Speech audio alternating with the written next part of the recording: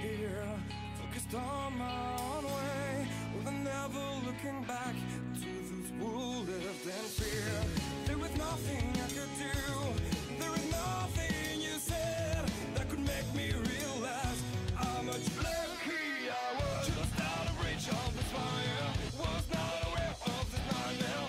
But when I stopped to see through sight, begging for help, begging for hope, just need to open my eyes now to try to change them to sunshine, to be someone among others. I've got to try it. If I bleed tonight, if I am sad, I don't have a job to find.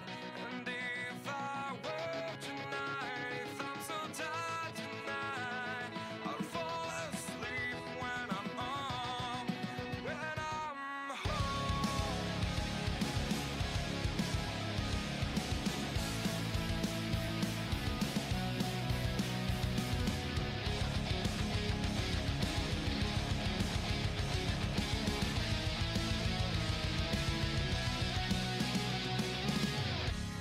I was just so far from here, focused on my own way, with never looking back to those who lived in fear.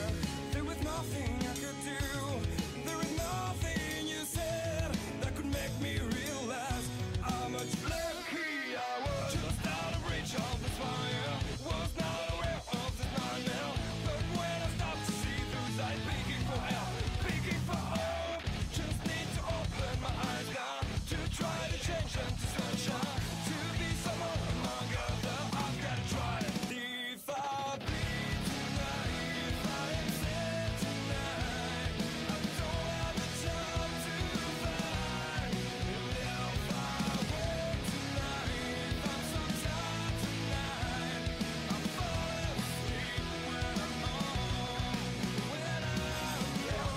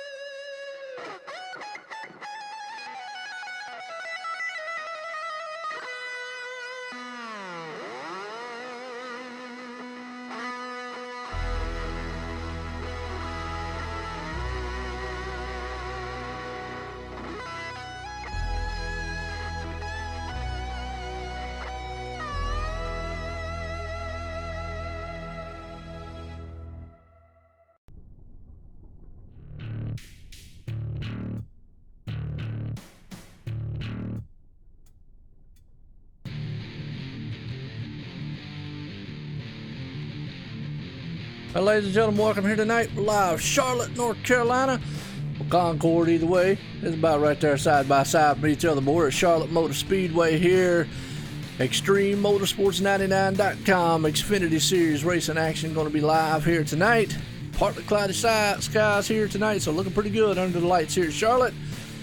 And I want to welcome Madam Joe White up here in the booth as always, accompanied by Ryan W. Daniels. Ryan, how you doing tonight, man? Oh, I'm doing pretty good, Joe. I'm getting excited for tonight's race, and it's going to be a little intriguing, to say the least. Why you say that?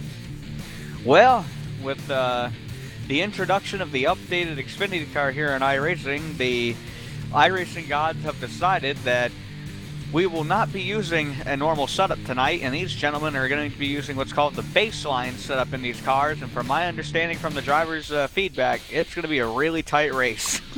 Yeah, well, and you know what? That's kind of the feedback I've heard actually throughout iRacing with the new Xfinity car. But I've also heard, good things about the new build. So that's good that they finally got it fixed. I actually got a chance to drive this thing around the Michigan track this week in one of the races. So it actually does feel a lot better than what it was.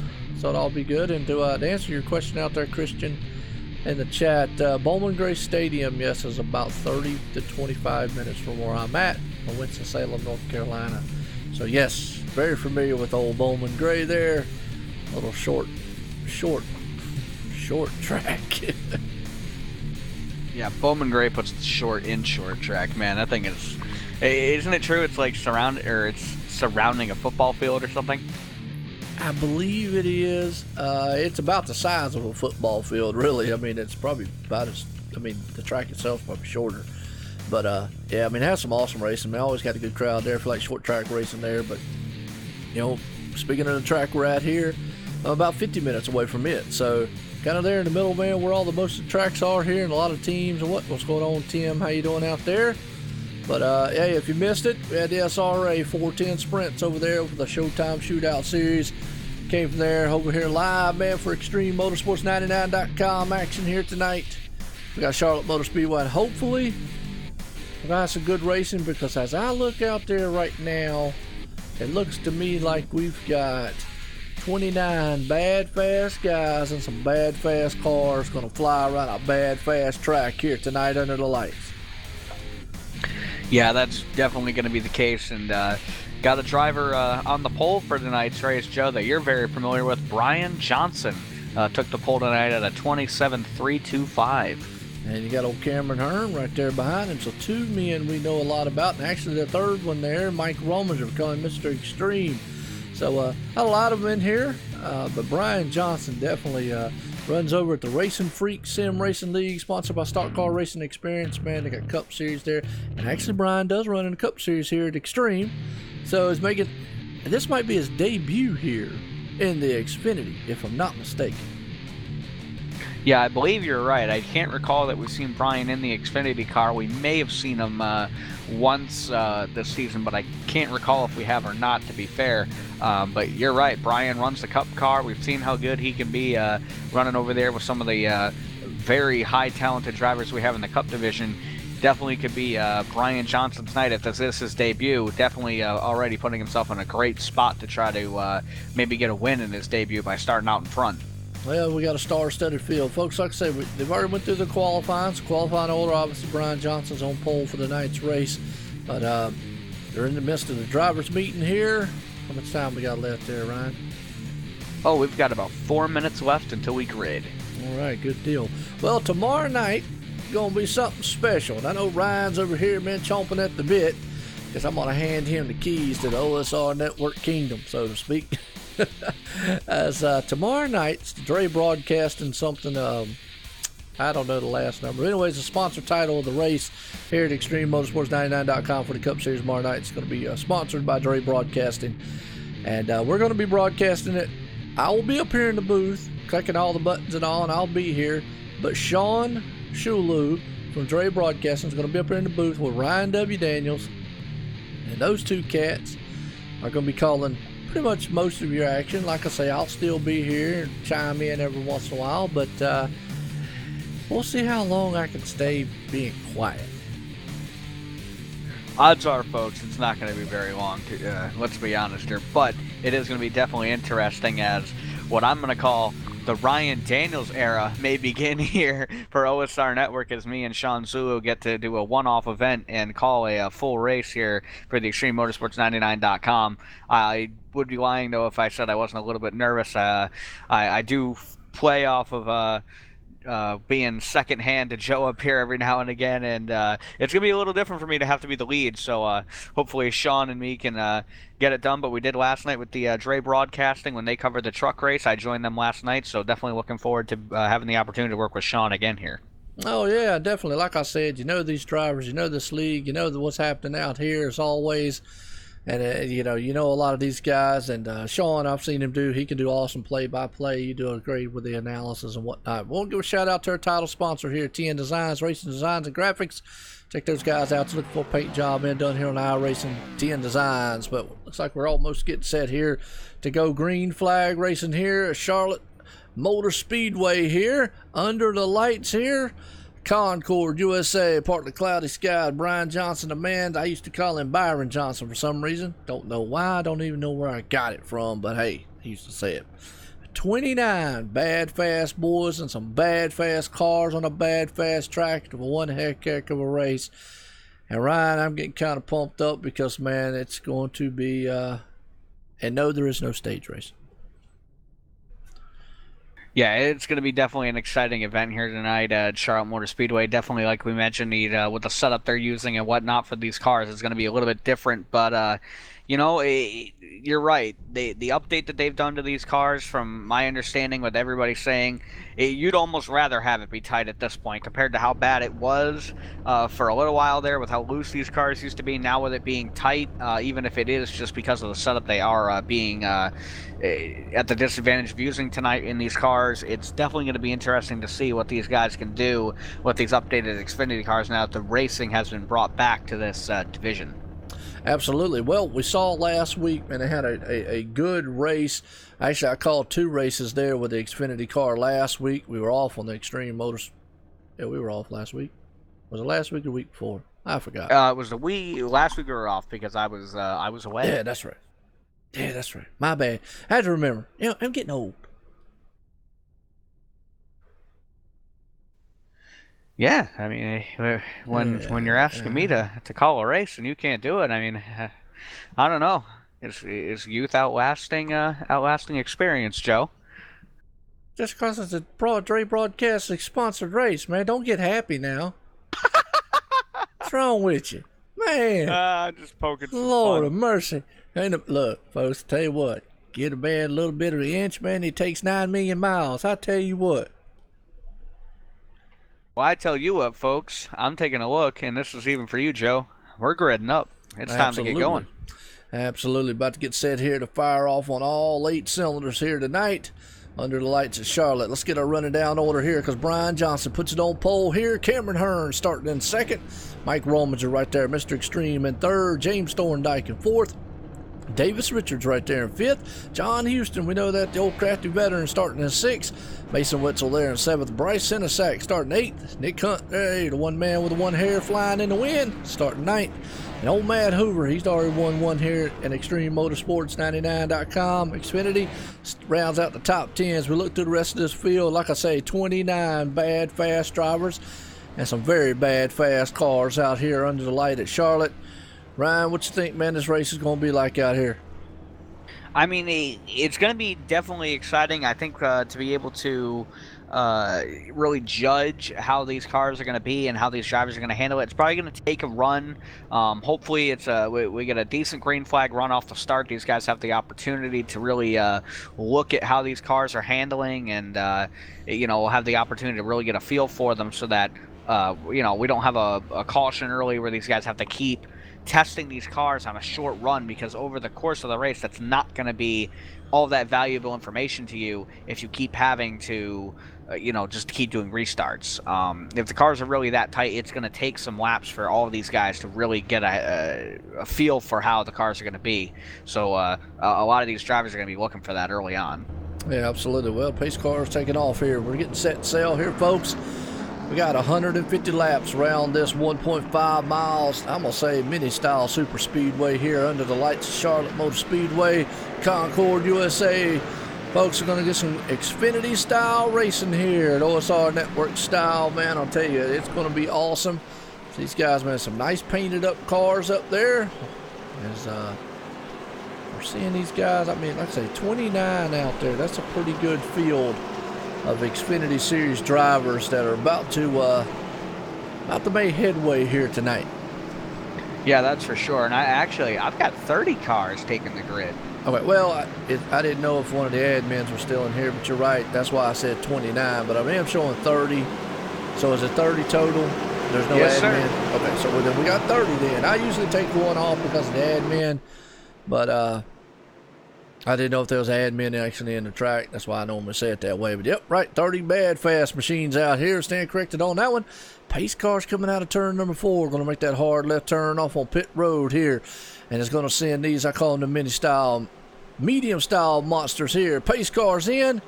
Listen to these guys. Going to ram through the horsepower right there of a monstrous power as they head off into turn 1. Brian Johnson leads them off into there 2x2, stacked up. Up front, he gets a good jump. It's Cameron Hearn right there in second. He's got his hands full with that number 4. Mike Rominger, though, is there door to door. Yeah, and they continue to fight side by side. Now, behind them, it looks like the number 59, James Thorndike, was looking to the inside of Cameron Hearn as they came off of turn 2, but now it is the 51 of Davis Richards to the inside of the 59 of James Thorndike, and he's being followed closely behind by the 88 of John Houston. Absolutely. Right now, Cameron Hearn up front trying to look like he's in there, but behind them, it's a hornet's nest. James Thorndike on the outside, John Houston right there on the inside. Davis Richards gets clear. Behind him, though, don't count out old Mason Witzel right there and Bryce Senesack. We know him. Matt Hoover's already won once here. He's looking to do it again here in the Xfinity Series. Yeah, that's for sure. Matt Hoover started in 10th spot. He's looking to get up to the top 10 as well. And you just mentioned it, Mason Wetzel. Haven't been able to say that name too much this season so far. And Mason running in that number 99 X-Side Ford Mustang, looking strong right now as he's falling in line in 7th here behind the 59 of James Thorndike. Yeah, it is. They're all nose to tail up front. You got to go back here to Matt Hoover, man, and Cody Pace. That's a newcomer here. Looking good as he's up underneath the number 13 machine. Right now, these guys are trying to fill these cars out, get nose to tail here. Like I say, tight conditions. That means if they stay double foul like they are right now, the problem is that car on the inside, 9 times out of 10, is going to push right up to the outside into you. So I got a feeling that inside or the outside lane is probably going to be the lane that's going to come in here later on. Yeah, that's for sure. The outside lane is probably going to be the place to be here in a little bit, especially if these cars are as tight as what we've been told. So it's really going to be down to whether or not these guys can figure out a way to make this car, free enough to try to make the move on the bottom. But if this becomes a one-groove track up top as the tires get older, it's definitely going to make these restarts important so you can get as many positions as you can. And the 33 and the 00 get together. The 00 smashed the ball big time, and we've got a huge crash going into turn 3. All right, well, let's go back on the caution here. As that's Nick Hunt right there. You said it, huge as he hit the wall, huge. Let's go back on the replay here a minute, check out what happened there. Let the viewers kind of see what happened. As that all happened and started to transpire, so to speak, in the backside there. Hate seeing any car, but boy, they were double filed up there in front of him. He got a good run going up underneath. And I think it's maybe just a case of, like we said, yeah, just one car pushed and got loose a little bit, came down. Oh, and that car just bounced off the wall. And Nick Hunt, I hope he don't get dizzy real easy because, cool. Yeah, and it was just basically a ping pong ball back there from that Yeah, point that's for on. sure. Sorry about that. Yeah, that's for sure. That 00, I don't know what happened. I don't know if maybe the 33 came down. He just didn't know the 00 was there. But obviously, once Nick hit that inside wall, he was out of control. And just a couple cars were just innocent bystanders there with nowhere to go as the 00 came back across the track. All right, run the caution here for the first time tonight. John Houston stayed out. Trying to get that track position, man, ever so much here.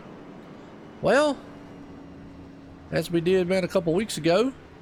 It's kind of a bigger track. We're able to do it. Want to get a talk with old John Houston?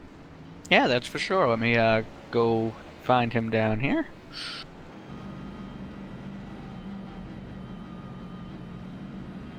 All right, he's in the staging room. Just give it a sec. John Houston, Joe White in the booth. Got a copy? How you doing there, Joe? Oh, pretty good. I'll tell you what, started 6th. Right now, you're currently out front. You opted not to go into the pits. Maybe you know something more than we know out there. So how's that car feeling? And you think maybe it was a good idea with everybody behind you pitting? Think the strategy going to work for you? I wanted to go ahead and get me a point for leading the lap, and I didn't want to go back there to the back because I knew there was going to be some 2-tire guys, so I decided I was going to stay on out. It don't have but 5 laps on the tires. Oh, okay. Well, how's the car feeling out there? Some guys were saying it's really tight. Some were saying differently. I mean, how's it feel to you so far? It's tight in 1 and 2, but then if you get too close to that white line, it'll get a little loose on you if you drive it in pretty deep. Well, my next question is does it feel a lot better than what it used to? Yeah, it really does. It's a whole lot more snugger and more stable than it was. Good deal. Well, let's get back out there, man, racing. Good luck. Hope to see you at lap 150 at the end there. All right, appreciate it, Joe. All righty.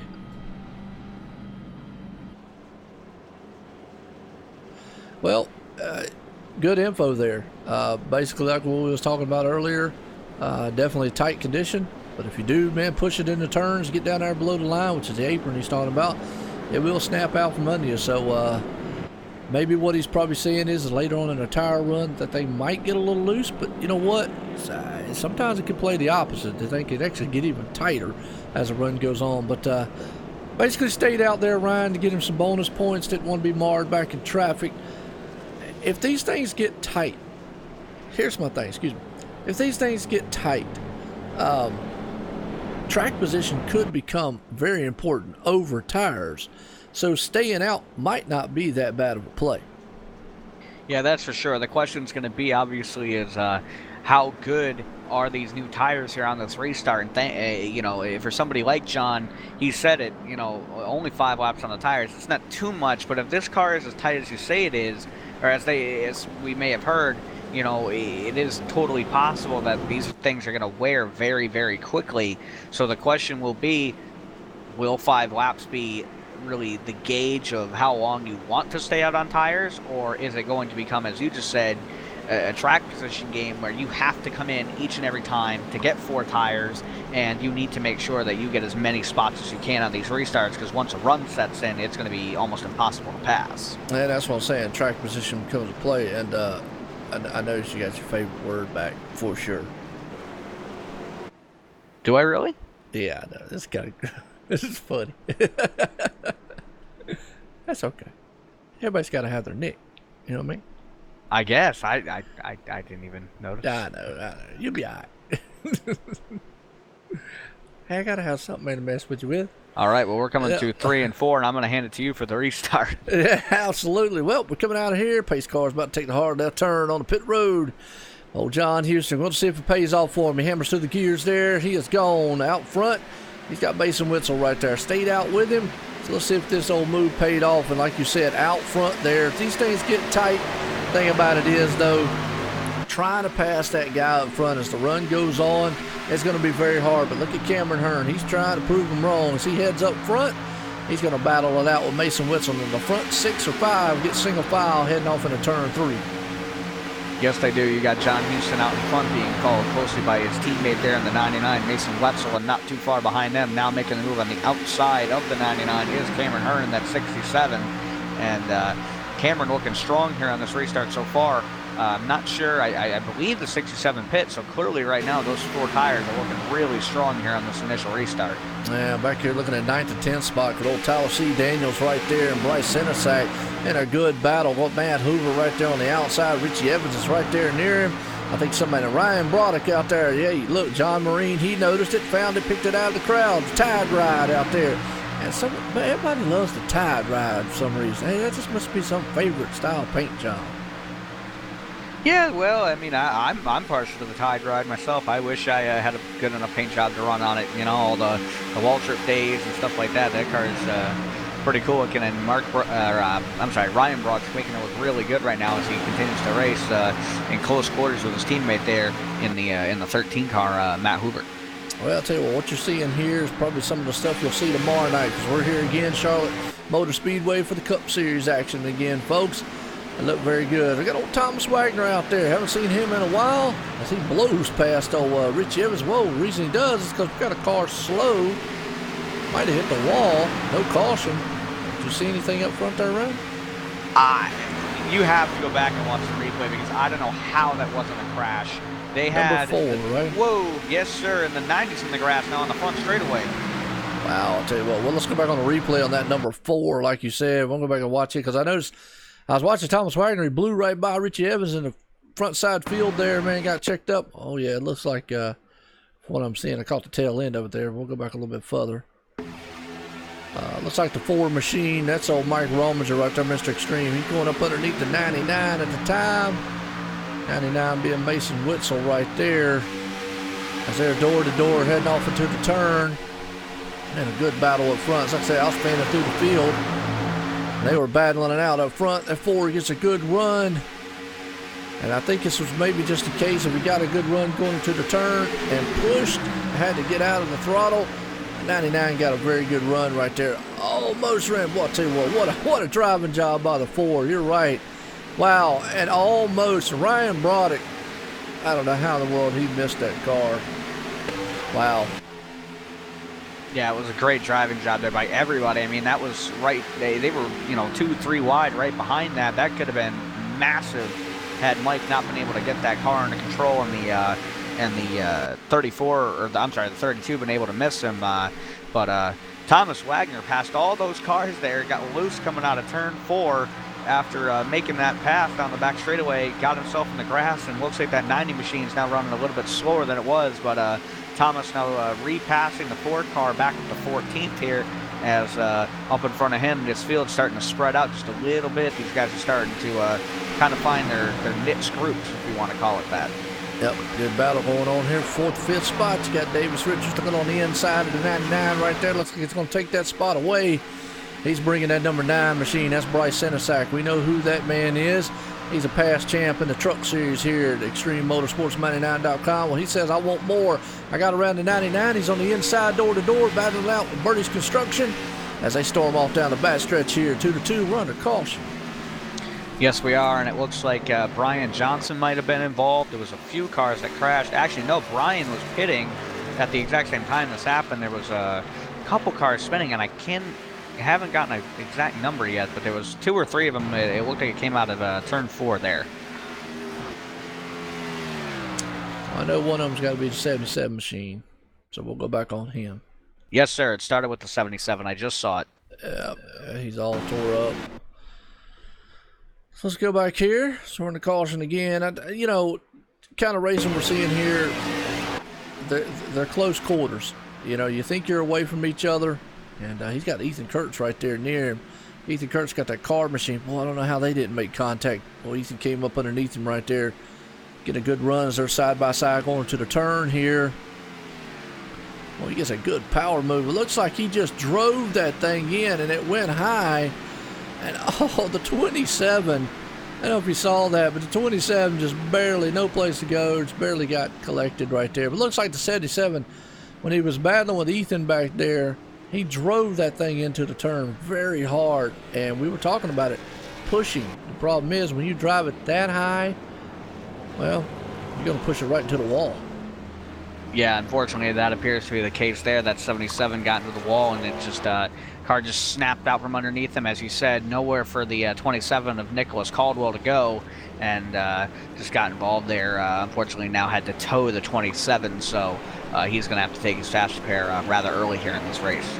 I'll tell you what, pit strategy that old John Houston had before paid off quite heavily right there, because everybody came into pits. Everybody got 4 tires and fuel. Except for the couple up front. Well, you want to try to get a talk maybe with Cameron Hearn?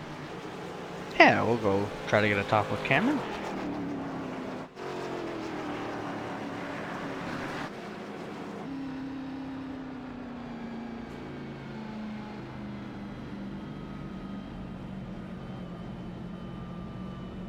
Cameron Hearn, Joe White in the booth. Got a copy? 10-4. Well, Cameron looking good in that 67 machine out there. You got your pit stop there, and you're right behind John Houston. You was able to run him down there before. I know you was on a little better tires. So how's your car feeling now? And how you think you got looking out there here in Charlotte? Yeah, it's I feel like tire management is going to be key eventually once we get some green flag runs. You know, trying to take it a little bit easy on the tires. I feel like at the end of the long run, you're going to gain a lot of time on guys, but kind of getting these short little stints. But other than that, the car's handling good. I'm just trying to take it easy and not put myself in a bad situation, which is kind of hard for me to do sometimes, but I like running up front, but I'm going to take it easy. About 50 laps to go, and then that's when I'll try to turn it on. You wouldn't say that you're like one of those aggressive drivers, right? Me, aggressive? Never. Well, I just had to say it. Well, you were saying sometimes take it easy, but you're right. I mean, and that might be the key to staying here at lap 150. That'd bring up my next question. You think you got enough to hang on to lap 150? Yeah, the track, always changes throughout the race. Always tightens up a little bit. But right now, I feel like the car's handling good, which maybe might be a bad thing later on. But right now, the car feels perfect. But I think if we can keep it nose clean, I think we got a for sure top 5 car. If I can do my end, I think we can win the race. But I don't want to jinx myself every time I feel like I got a shot. Something bad always happens. But I'm just looking forward to running up front and taking it easy, and then being there at the end. Oh, absolutely. Good luck out there, Cameron. Looking good so far. Appreciate it. Thank you. All right.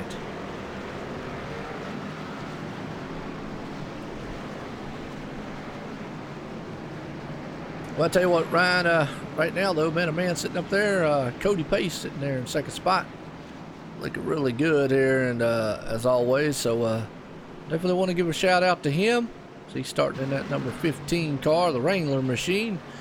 Thomas Wagner up there on the outside looking good here as we get started to go back green flag racing. Yeah, that's for sure. And Thomas Wagner has not had the start to the season that he wanted to in his return to ExtremeMotorsports99.com in that 90 machine. But so far tonight, he has looked really good.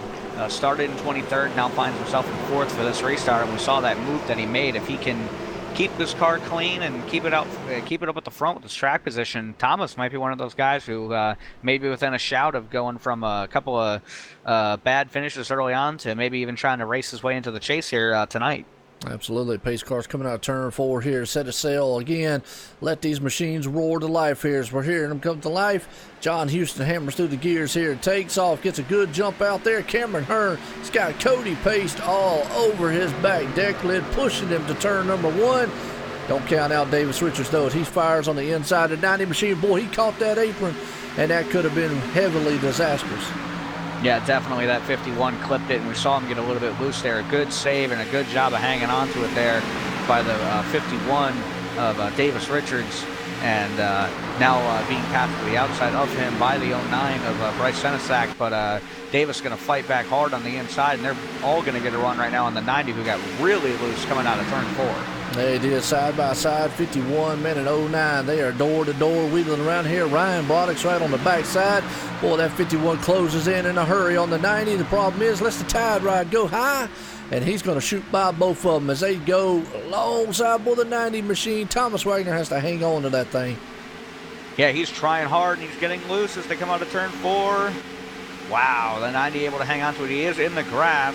That's not going to bring out a caution right now, but the 90 of Thomas Wagner looking like that car is a handful right now. I don't know if he took 2 tires and maybe it's just making this car really, really loose, But a good job and a good save by the 90. He's going to lose all that track position he had, but did not tear up that machine. So a good job by Thomas Wagner in the 90.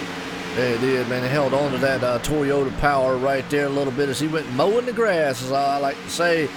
And old John Marine out there says, yeah, V8 mower out there. So back up front, John Houston, still the man out front. Cameron Hearn trying to run him down. Oh, he got a newcomer, though, behind him there. Cody Pace and that 15 machine's looking good. Bryce Senesack sitting in fourth. Ryan Broderick and Davis Richards, though, they are teammates, and they're trying to run down the front. Look at old Richie Evans right there looking good. But he's got, man, a past winner here, Matt Hoover, who's done a tremendous job here, man, at ExtremeMotorsports99.com, the Xfinity Series. He is trying to get the job done out there. Ethan Kurtz, man, looking good. I don't know if you noticed that paint job Ethan's got. That's kind of cool looking paint job he did. Yeah, that's really cool looking. The Cars 3 looks like the Mater paint job on that number 20 machine for Ethan Kurtz, and he's looking strong so far tonight. Ethan started in the 17th spot, finds himself right now in 9th, and he's just slowly working his way up. But another guy who's looking strong is the guy who's right behind him. Aiden Young in the 9 machine started 29th tonight, now finds himself in the top 10 and making a strong pass underneath that 20 right now, and not too far behind him is his teammate in the 39 as well. Absolutely right there, looking really good as he makes it up underneath. They're still door to door. That's the 09 versus the 20 right there. That's Ethan Kurtz, man. He just fades off. Looks like the inside's a little better right now. Later on, maybe that high line will come out, but looking good, the Motor Sim Racing Magazine machine. And Colton Lane right there behind him, though, he's bringing it up there. He started 19th, currently sitting in 10th. These guys looking good. As we're looking at some of these paint jobs here, Ryan. They're looking really sharp out there. Good battle going on all over the track. As that's what it's kind of like, because these guys will be, nose to tail, and then all of a sudden they'll kind of get, racy a little bit, and get side by side and run the caution. Yes, we are, and it's the 90 of Thomas Wagner. Looks like he might have lost it on the exit of turn 2. Ooh, hate to see that. He was battling the eel handling car before, and finally just over with afterwards. Yeah, that's for sure. Definitely unfortunate for the 90 there. We mentioned it. I'm assuming he had to have been on 2 tires. Maybe it just caused that car to be a lot looser than he thought it would make it, and maybe just a very ill-handling Toyota underneath him there causing that spin. Yeah, ooh, and the 77, man, no love back there for him. I think that 77 went sliding around trying to avoid him, but looked like he got a little tight coming off the turn. That's a typical thing here at Charlotte. We don't talk much about it, but I'm going to tell you what.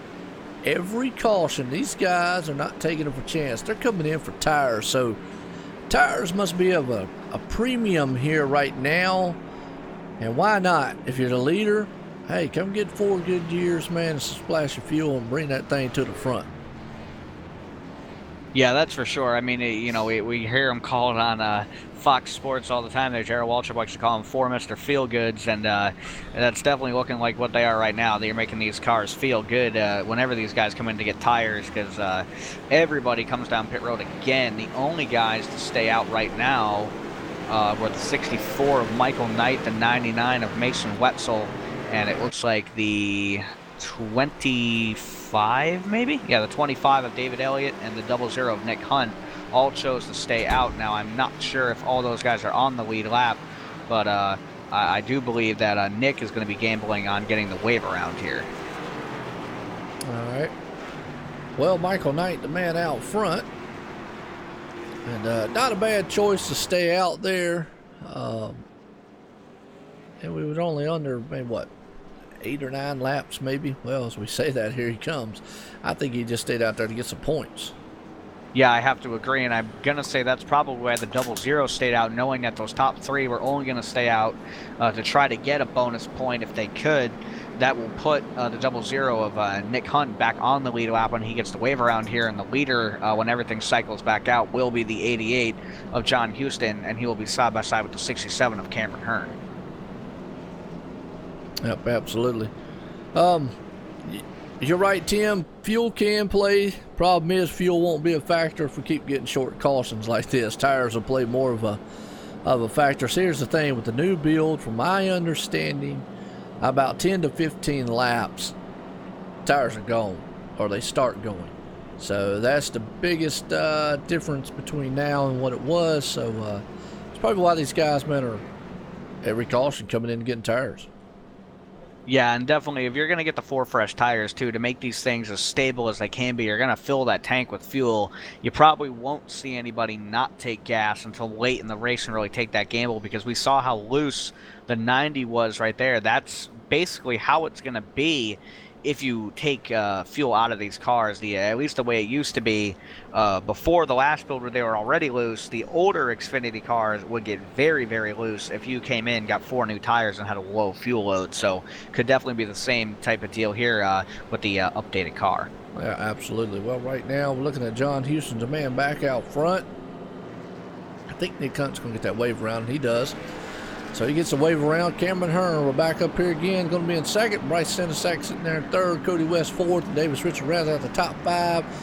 As we get set here to go back green flag racing again here, Ryan, going to be lap 34 of 150.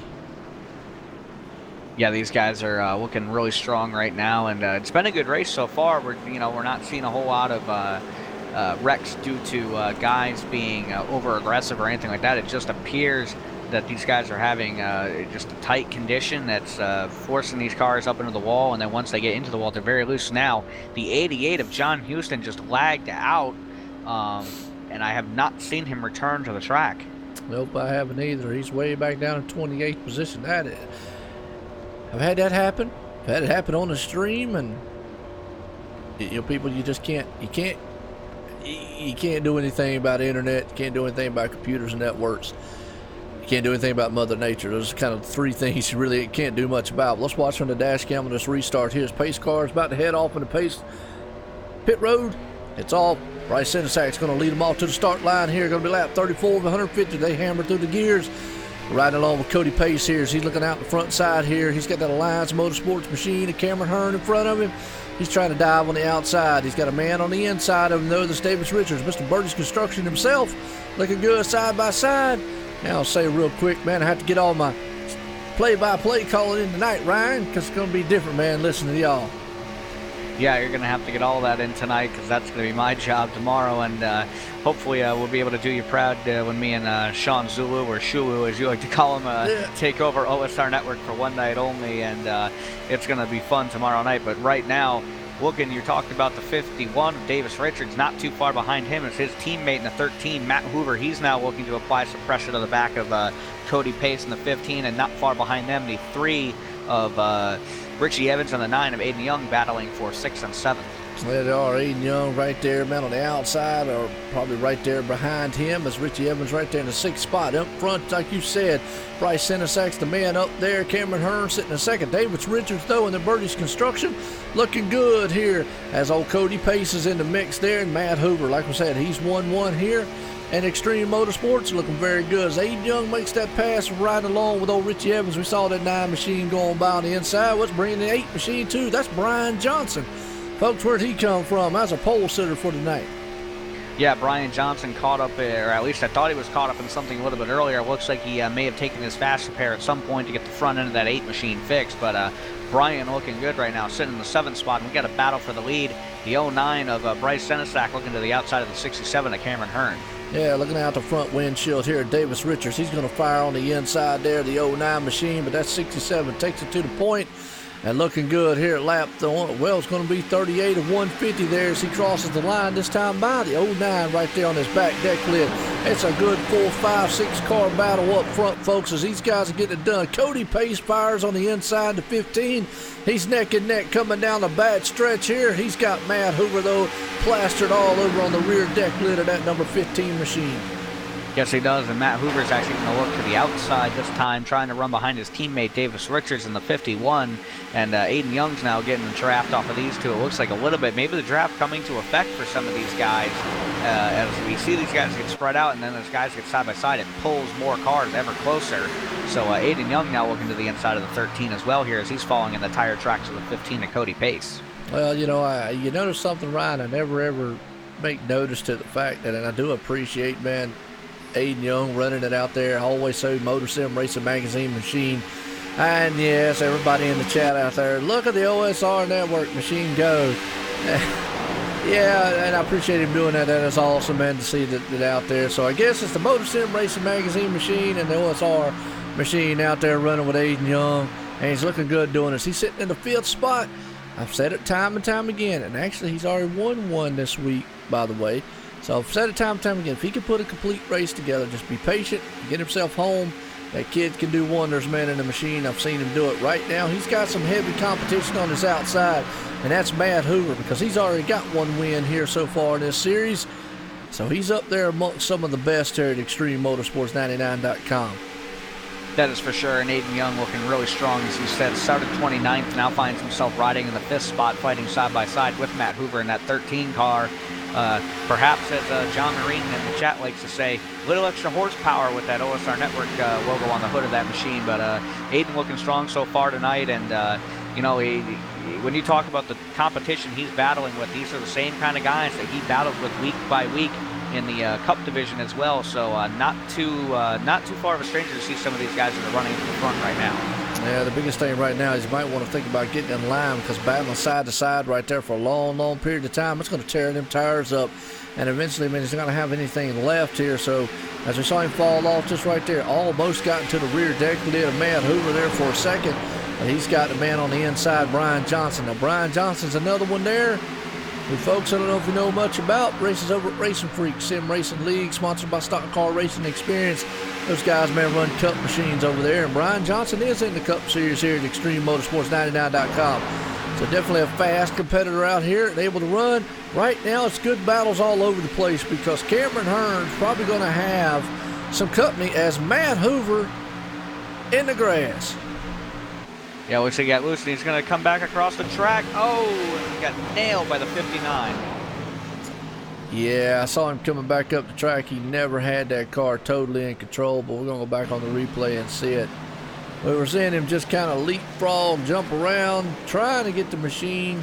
Problem is when it was jumping like it was, there wasn't much he could do as far as like holding it brake-wise, because you're going to see here on this replay right here. Let's go back one more time here. Caught it right at the end of that one. But what you're going to see on the replay right here is, to me, it looks like he got loose. He was going in that turn. He had a fast car. Either pushed up the track. I'll be able to tell you here in a second. Right now, though, in front of him, Davis Richards was battling with Cody Pace. They were door to door. And he was getting a good run on them, because if anybody goes door to door here, get a good run. It looks like he got a good run going into the turn. And yeah, he just went up high, hit the wall, came off the wall in the tryover. The problem is he kept hitting the bumps. He was on the brakes hard. Oh, James Thorndike nowhere to go. Oh, I'm lucky nobody else hit him. Wow. The thing about it is he was on the brakes. The problem is he was hitting bumps every time he turned around. Every time he hit a bump, well, throwing the car in the air, you know and I know, you're in the air, you can't stop. Yeah, not a whole lot you can do when that car is off the ground there, even if your brakes are locked up. So unfortunately, that's kind of what happened. He was sliding through the grass, as it were, you know, trying to get that thing stopped, and then just the bumping didn't help. And when it threw him back on the racetrack, as you said, he never had that 13 quite under control. Nothing he could do, and nowhere for any of those guys that also got involved to go when the 13 unfortunately came back on the track. And props to Matt Hoover. I mean, he even tried to get it stopped once on the track. There's nothing you can do once that car is, you know, back in the line of traffic. All right, hang on. Give me 1 second.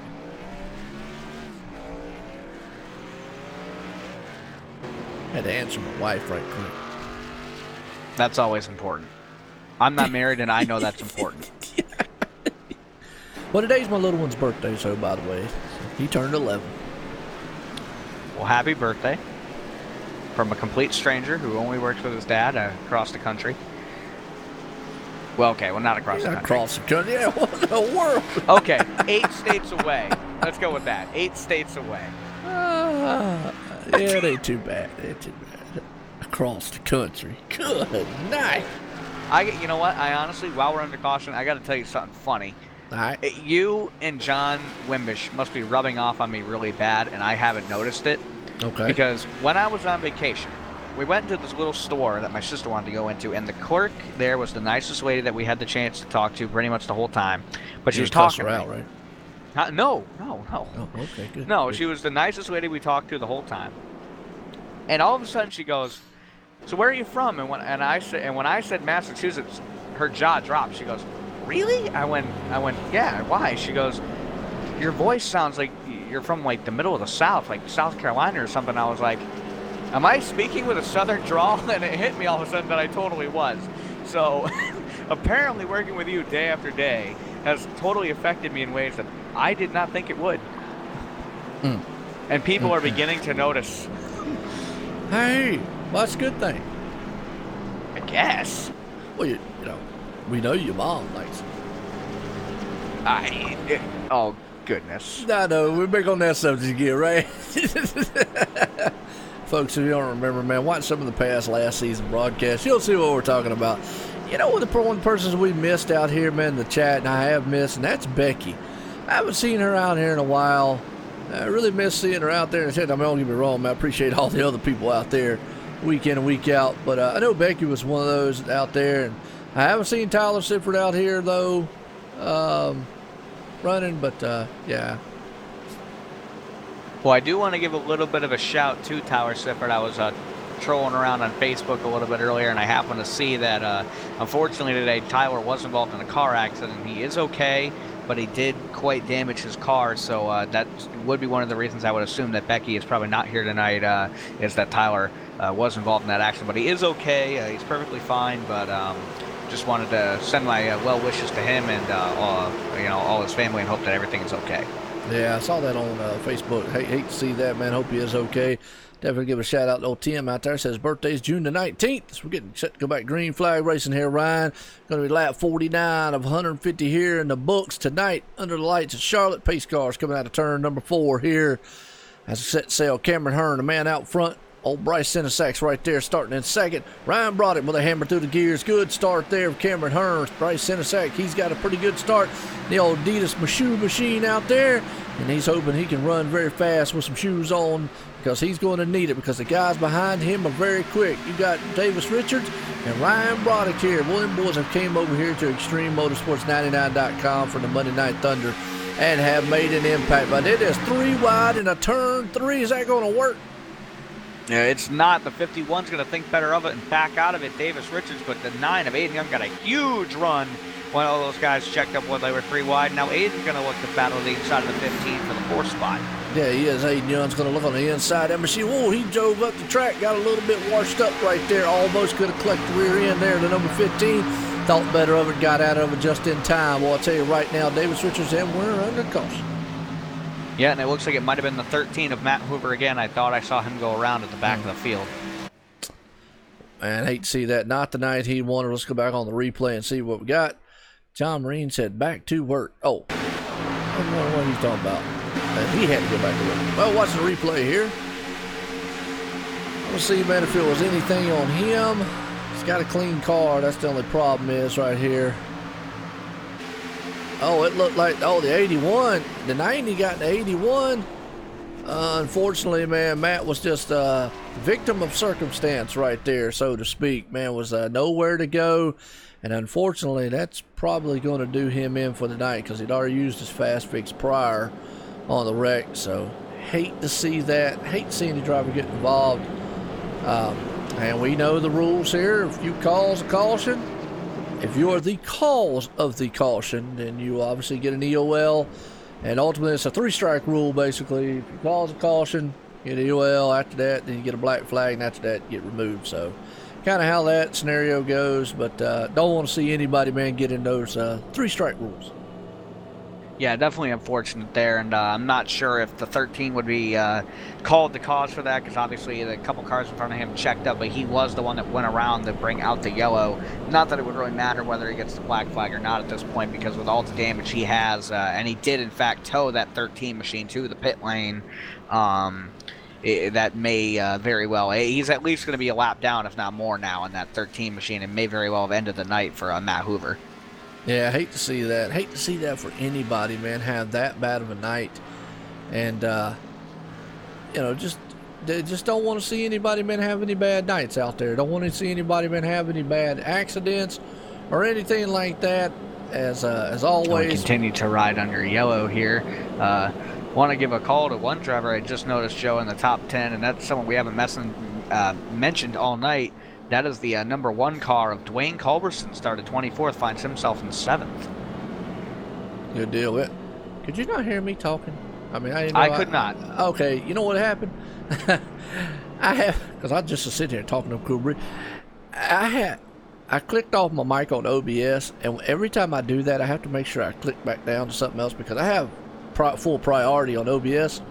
And if I don't, I've done this a couple times. I go to click the mic back on over here to TeamSpeak, but it won't light up. So it's basically like you don't hear me, but they hear me on the stream because my mic's always open on the stream. So that's why I was sitting there like, then I looked and I realized what I did. Like, oh man, Ryan can't hear me. Oh, I apologize deeply if I cut you off there. I wasn't trying to. I didn't hear you, so I just assumed something happened, so I was like trying to come up with something to say. Well, you do what you need to do, yeah, because normally when I go quiet like that, I'm either like looking or something or I clicked off, and I was talking to my wife a little bit ago. Like I say, today's my youngest birthday. He's 11 here, and, man, that just makes me seem like I'm just getting old. So, I don't know. To be fair, you are getting old. I'm getting old. We're all getting Thanks, old. man. Every second all right, we're ladies sitting and here, gentlemen, we're all getting older. This was Ryan W. Daniels, but he's going to be signing off for the rest of the night. Doggone, man. You ain't going to call me old. Wow. I feel the love. Hey, if it makes you feel any better, I'm drinking something old school right now. You ever heard of Surge soda? It sounds familiar. It was like a 1990 soda. My cousin told me to try it, and I bought a whole bunch of it, and it's not bad. Well, we got to use TeamSpeak. Got to get up all the drivers out here. Yeah, we're thinking about maybe next time. Hopefully, there's no more cautions. Don't want to jinx them or anything because we're less than 100 to go here tonight under the lights of Charlotte. But if there is, maybe see who you want to interview, and also start thinking about that fourth guy tonight. But let's do get an interview with him. Yeah, that's going to be a tough one tonight. You're going to have to wait and see what happens at the end of this race. But a third of the way through so far here at lap 54. And just want to give a shout out there. Last night, if anybody didn't know that's watching the stream, you guys who watch us here on OSR Network helped us hit the 600 subscriber mark. So we want to thank you guys for that. Because without the subscribers at home that watch me and Joe, there is no OSR Network. So thank you guys very much. Yep, absolutely. Yeah. Anybody that heard that in the background, my wife's not very happy with our oldest right now, so you'll have to apologize if you heard what she said when she come through the door, because I did have a live mic. Oh boy. Yeah. I didn't hear it, so hopefully they didn't hear it, but we're coming to restart. Going green, here we go. Cameron Hurd out front, and joys of OSR Network and live streaming. You gotta love it here. Live broadcast under the lights here, though. Charlotte Motor Speedway, man, I tell you what, some things you just can't control. And as he is right now, though, Cameron Hearn can control something. He can hopefully control his own destiny up front and bring this thing into victory lane. As right now, Ryan Broddick's there is nose to tail with Bryce Senasack, Cody Pace. But boy, you got a good door-to-door battle going on. Look at where Dwayne Cumberson come from. Man, that guy came from 24th all the way up to 6th. Yeah, that's for sure. That's what I was saying there when I accidentally cut you off when I didn't realize your mic was live. Before Dwayne started at the back, we hadn't talked about him all night long, and now he's battling side by side with Aiden. He's going to pass that number 9 machine to the inside and put that number 1 car in the top 5 as they're 3 wide again in front of him. Cody Pace was looking to the inside of the 09 of Bryce Senasack, thought better of it. Man, I tell you what, got a battle right there up front, battle in the middle, and a battle out back. I'm going to say it is awesome. So, a good Tim out there that says, I ain't here. Well, yeah. Hey, married life, gotta love it. All I know is that's one thing for sure is you said you can't control certain things, and I'm not going to sit here and tell you to go out there and tell your wife not to come in the room when we're live, man. That's what I'm saying. Yeah. Well, that's a good way to have her come over the mic. Yes, a few choice words. I turn it off. You'll definitely hear me go quiet then. What is wrong with you? The whole world just heard you call me. Yeah, beep, well, beep, beep, she beep, was, yeah, our oldest one in there. I've got a 22-year-old, by the way, folks. You all know. I've said it a couple times. And, yeah, he's in there not happy, I guess. They're not happy, those two. Ryan's 22. He knows, man. It makes his mama mad all the time, man. Mine makes mama mad all the time, so. Kids, you gotta love them. Must be a son and mom thing. Gotta be. Right now, though, yeah, that's true, man. I'm gonna tell you what, that one machine is giving 09 all he can handle. They were door to door for a while. Now they're nose to tail, man. And the one, Dwayne right there, falls back in line. Here's the thing I'm seeing out here right now, Ryan. These guys will run, nose to tail, wheel to wheel for a while. But then after a while, they'll cool the tires and they'll try to go back side to side. And then what that tells me is when they get side to side, those tires, man, the car starts to push and push very bad. And you can't stay side to side forever. If you try it, well, you end up pushing up in somebody or getting loose into it. Yeah, that's for sure. And these guys continue to fight, side by side. We got a really big battle right now going on from the 8 of Brian Johnson all the way back to the 64 Michael Knight, as these guys are fighting for, I want to say it's everywhere from the 8th to 12th position or so. And the 60 of Colt Lane, looks like he got loose. I don't know if he was able to hang on to it. He was. A great save by the 60 there of Colton Lane. Yeah, I saw that right there, man. Yeah, welcome to the stream there, IU Dave. It's been a thrilling one so far. As this race has been a good one, man. I liked it. Cameron Hearn still the man on point. Ryan Broderick, though, is in a firefight up front there with old Bryce Senesac and Cody Pace. Boy, he's thinking about taking that thing 3 wide in the middle. I hope he don't think about it. I hope he maybe thought, well, as I say that, he's going to think about it again. I got to give credit where credit's due. Cody Pace is being really gutsy behind the wheel of that 15. He's bringing out the inner intimidator, I guess, with that old Dale Earnhardt Sr. Wrangler scheme, but he's putting some pressure on those guys trying to get that second spot as the 34 of Ryan Broderick going to move out of the way. Now the 9 car behind them had to lift just then. He almost got in the wall, and the 1 car of Dwayne Culberson's going to fly by Aiden Young, and now Dwayne Culberson's going to look to start to get to the back of the 34 of Ryan Broderick. They're right. That 15 is on pace. Got a bad, fast car. He's on the outside of the 09 of Bryce Senesac. Takes it up high there. Looks very good. He's going to fire on the outside. Maybe that's the place to be. Gets a good run coming out of the turn. Turn 2 here. Coming out of down the fire and down the bad stretch. Ryan Broderick blinking a little bit behind him. But, boy, they're taking it 3 wide again. But, guys, you want to talk about some racing, Ryan? These guys are doing some daredevil moves up front. My gosh, these guys are racing hard right now, and they're they're getting together. Wow, that's all I gotta say to that. That's just words cannot explain what just happened right there, or what could have happened. We saw the 15 of Cody Pace right there hang on to that machine. He was done, dead to rights there in the middle.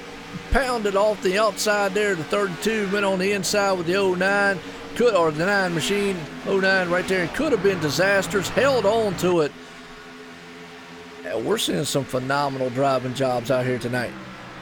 Yeah, I'm sorry. I was just picking my jaw up off the floor just then. How did Cody Pace not wreck? How in the world did he save that 15 car? I went back. I had to watch that again. Good thing he's got white gloves in that 15 car, because his handwork there to save that 15 machine was amazing. Yep, and right now, still up front, Ryan Broderick and Bryce Senesac are locked together like glue. Will not let go of each other, but is bringing the Boeing 747 machine to the front, the number 1, and we're under caution. Yeah, so it looks like we got a wreck out of turn 4. I didn't catch a number. I just saw the smoke, so let me try to scroll back there and take a look. Looks like the 20 of Ethan Kurtz may have been involved. Yeah, and he is blinking and blinking bad, so we'll see if we can't get him back here on the thing. Yeah, what a race. Folks, if you don't like this don't get, man, your heart pumping, man, excited for racing, go watch golf. No, don't do that. Well, that's about the only thing I can tell you, because, man, right here, this is exciting. Yeah, it looks like, man, him, and I'm going to say, maybe the 51 of Davis Richards, just together, touched just ever so slightly back there. Ethan slid coming off the turn. No harm, no foul. What a race. Yeah, this is some extreme racing here at ExtremeMotorsports99.com. Xfinity Series action. Wow, we thought these guys would be a little patient, but they've done nothing. But here's my thing. We got to get a talk with Cody Pace now. Oh, absolutely. I'm going to jump down here and try to find him as quick as I can down here in the TeamSpeak.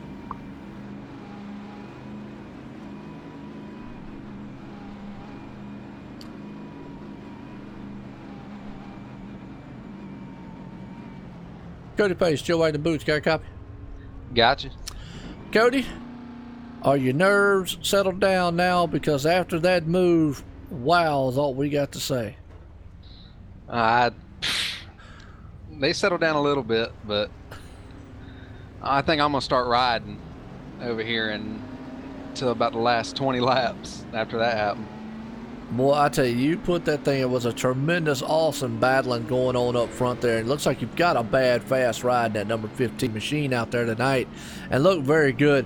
When you went there, man, and went 3 wide and got into it, I thought it could have been disastrous, but you held on to that thing. And I'm sitting there going, man, Ryan's just like, holy cow, wow, phenomenal job. So, but how's the car feeling out there? Because from what we see, you definitely got one that's awesome fast. Yeah, car feels great. I mean, you can just about put it wherever you want it. And the tire wear kind of drags out later on through the run. But after a save like that my tires were gone, this caution pretty much saved me. I would have fell back to 20th. Well, absolutely. Well, I'll tell you what, right there, I've told them, man, everybody, man, needs to love this right out there, or they're just going to need a new sport, man, if they don't like the excitement y'all putting on there. Well, good luck. Hope to see you there at lap 150. Yes, sir. Thank you. Ryan, wow. And now I think he's just going to let his nerves settle down just a little bit, because those guys up front, man, are definitely just pounding the pavement, so to speak, man, with these 3,400-pound monster machines up there and getting it done. As Ryan Broderick's the man out front. Got the Tide ride out there. Cameron Hearn sitting second, Aiden Young third, Dwayne Cumberson right there in fourth, Bryce Senesack sitting in fifth. Yeah, these guys are looking really good right now, and it's almost funny. A lot of these guys that are up near the top 10 or running in the top 10 all started way out at the back. I mean, you look at the back end of the top 10 right now, you've got David Elliott in the 25 machine. He started 18th. He's running in the 8th spot. You've got Keith Haney, who started in 22nd. He's running in 9th. And Richie Evans started in the 20th spot, and he's 10th. And then, obviously, we've noted the 24th starting position for Dwayne Culberson. He runs 4th. And Aiden Young, started second last, and he's running 3rd. So these guys are definitely been able to move their way through the field. And really, the only 2 guys who have been able to keep it up at the front that started there are Cameron Hearn and Brian Johnson. Yeah, Brian Johnson right there in the 6th spot, and Keith Haney, like you said, in 7th. Richie Evans right there in 8th. So got some guys maybe able to bring it up front. And I think it's old John Marine out there. He liked my thing, or could watch golf. That's about the truth. I mean, if this racing doesn't get you excited, I don't know, go mow your grass or something. I don't know what, man's going to get you fired up, because these guys are definitely, Ryan, they are racing, but it's not like reckless racing. They're just racing very hard. Yeah, it's been nothing but exciting, hard, clean racing. I mean, we've seen 3 wide battles. We've seen constant fighting for position all night long so far. And, I mean, we're already at lap 70 of 150. So these guys are pounding the pavement here, taking down these laps. It's not going to be all too long before we're talking about, not just who's going to win, but, getting down to some of these final restarts if we keep having some of these yellows. Absolutely. Pace car's out of turn 4 here. It's about to set sail on pit road. Takes a hard left turn. Ryan Broderick's in charge. Boy, he takes it out. He is cleaning off on this one here. Cameron Hearn's right behind him. Look at Aiden Young go in the old 9 machine. He's got the 09 behind him. But Dwayne Cumberson's on the outside. They are still stuck together. 2 deep, man. Double time all the way back. Yeah, and Aiden was able to keep his nose to the inside of the 67. The inside has been the place to be on these restarts, so that 9 machine going to try to take over that second spot, and it's side by side all the way through basically the top 10, every position trying to fight for it up here, as now Dwayne Culberson's going to move down, and he looks like he's going to try to get to the inside of the 67 here as they come through the front straightaway. Yep, you know what? With that said, Ryan, you know what time it is? Ladies and gentlemen, it's time for the Speed Cam.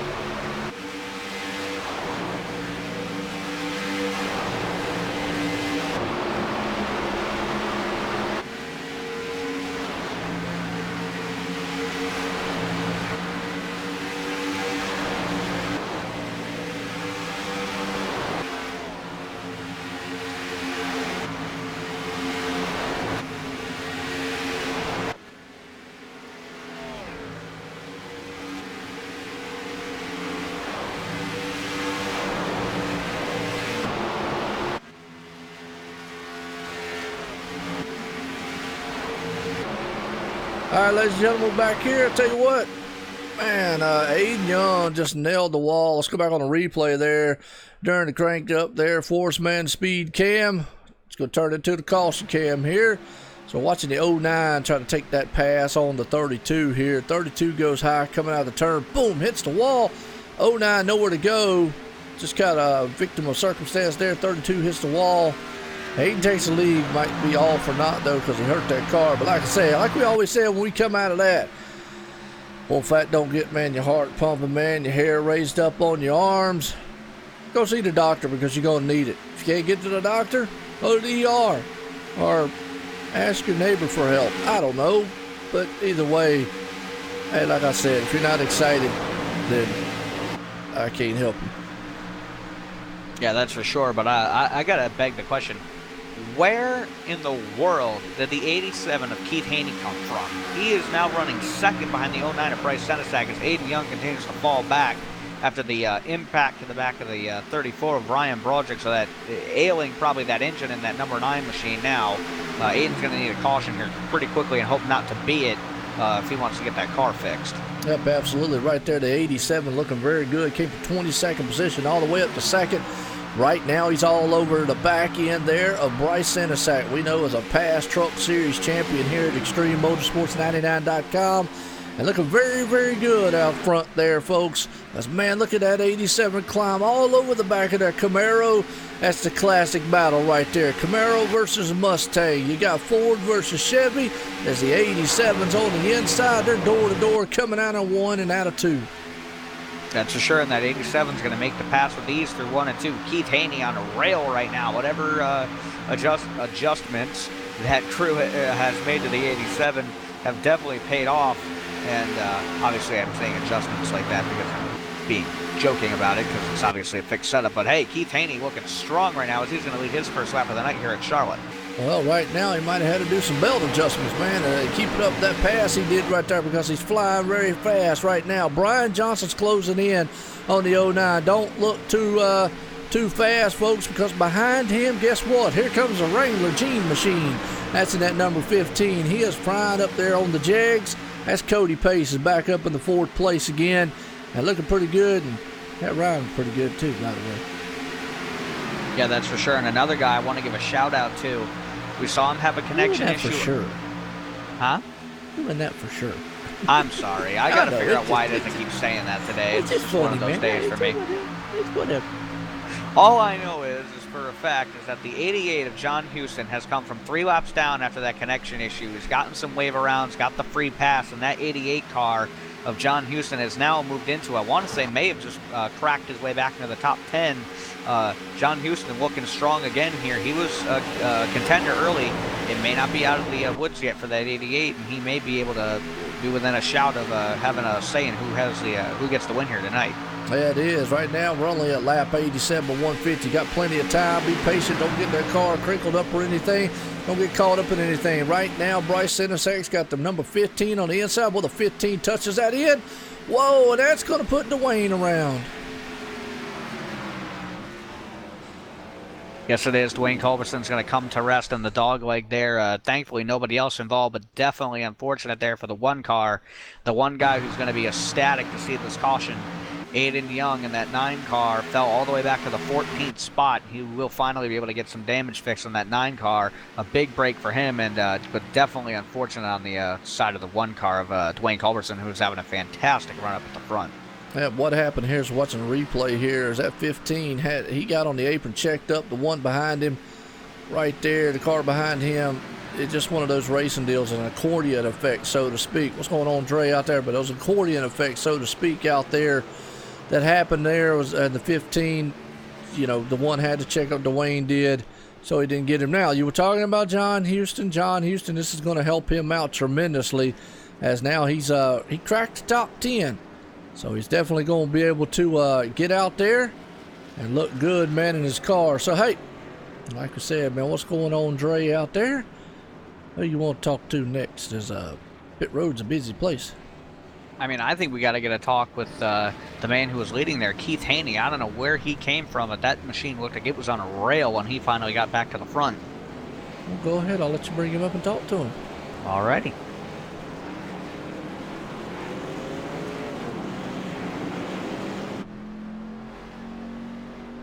Keith Haney, this is Ryan Daniels in the OSR Network booth. Do you have a copy? Yes, sir, I do. Keith, we saw you come thundering to the field there and take the lead there just before the that last caution. That number 87 Mustang must be handling pretty good there for you. How's your night gone so far, in your opinion? It's taken me a little while to get used to how the car actually drives. I usually try to practice a little bit before our races, at least a day or two before, or maybe an hour before our session goes up. But it's taken me a little while to get the hang of it. I know my night's definitely not over yet. This luck got me up here, probably because of that little incident you're speaking of on the backstretch there. Well, we saw that 87 be on a rail. I mean, we caught, he obviously caught and passed the 09 after the, I think it was the 32 and the number 9 made some contact out front, but looking strong so far. And do you think you have the car to try to fight for the win here? No, not really. As long as I come home with about a top 5, I'd be happy. I can't take it away from too many of these guys out here. There's a lot of fast guys behind me. All right, Keith. Well, we definitely commend you on currently running in the currently running out in front, and wish you luck the rest of the way. And we hope to talk to you at lap 150. Hey, buddy. Thank you very much. No problem, Keith. Good luck. Yes, sir. Thank you.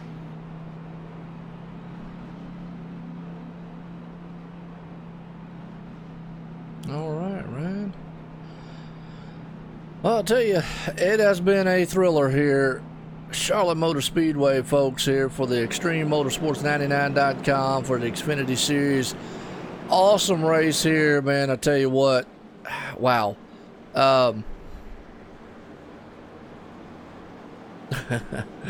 Yeah. I'm a Dre on the dirt stuff. Nah. I don't be racing that stuff. I'll be broadcasting. I can't race that dirt either, so don't feel bad. I'm horrible. I got no problems walking straight rather than trying to drive sideways. Tell him. Well, Keith Haney's still up front. Brian Johnson's been able to battle back up there and get that machine back up there. And Cody Pace, oh, we've done seen what he can do, man. A world of hurt in that number 15 machine there. Bryce Senesac sitting 4th. Tyler Daniels right there in 5th. Haven't talked much about him. Richie Evans in 6th. Mike Rominger 7th. Old John Houston better pull it back at 8th. Better watch out. That 88 will probably be pulling it back up front here shortly. And these guys better think twice, man, if they don't think he can't get back up there and run with all these guys. That's for sure, and I do want to give props to the 87 of Keith Haney there. I mean, in his talking to him, he didn't seem very confident that he was going to have a car that could compete for the win, but if he shows the speed he had on that last run, he may just surprise himself even, and that 87 car could definitely be in contention, I think. Absolutely. Pace car's out of turn number 4. Going to set sail and head off on the pit road here. Keith Haney, man, definitely going to hammer through the gears. Puts it to the floor. Charlotte Motor Speedway under the lights here. Well, he waited a long time. Gets a good start. Everybody's there. Brian Johnson's on the back end. Cody Pace right there with him. Tyler C. Daniels is also. You also got, man, Bryce Senesac up there in the mix. These guys are still nose to tail. Here comes Cody Pace. He's going to try to take that lead. Yes, he is Cody Pace. We've seen how strong that 15 machine can be, and he's currently running, trying to look to the outside of Keith Haney. Now he's going to drop back behind him in turn 3, going to try to get that nose underneath that 87. He's going to get there as they come out of going through the dogleg at the start-finish line. Cody Pace going to fight hard for this lead here by the time they get to turn 1 and 2. Yeah, they are. Door to door for the lead, door to door for 2nd and 3rd, right there, 3rd and 4th. I'll tell you, right now they go back single file up front. Look at this battle right here with Tyler Daniels. He's got Brian Johnson's on the outside. As we got right in front of him, though, Keith Haney is right there. You got Cody Pace made the pass. Boy, he's flirting with disaster again, going down there below that white line a little bit. Man, I tell you, that's the place you don't want to be. But out front, he might be the man. That's where he probably loves it at. Yeah, clean air definitely is never a bad thing in one of these cars, as he's continuing now to start to maybe pull away a little bit from the 87. Brian Johnson's going to look to try to get around Keith, I would say, as soon as he can, and a little further back behind them, John Houston putting pressure on his teammate there in the 09 of Bryce Senesac. You got to believe it right now. You got a 5-car horse battle up front. The 88 says, look, I'm coming up here to join you guys. I'm back. See ya. Hello. Bring the AC Delco spark plug machine to the front. He's up underneath the Adidas machine there. Says, see ya. I got a new pair of shoes too, and I'm coming to the front. He is almost looking at that battle in front of him there with Brian Johnson and Tyler Daniels.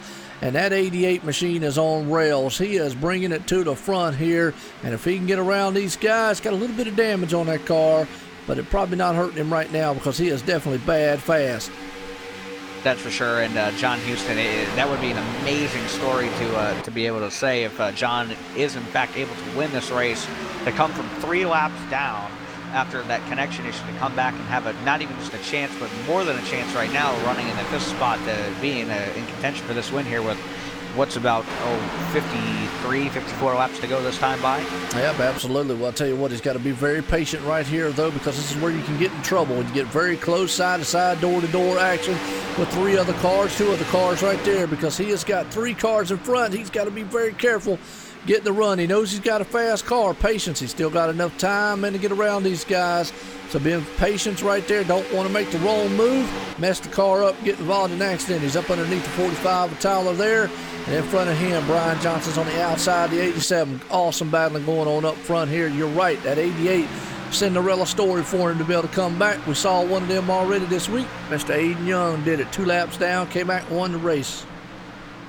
Yeah, we did. And speaking of the 9 machine, was able to get that machine fixed, and he's now in a 5 or 6 car battle. All those cars under a blanket just behind that lead group.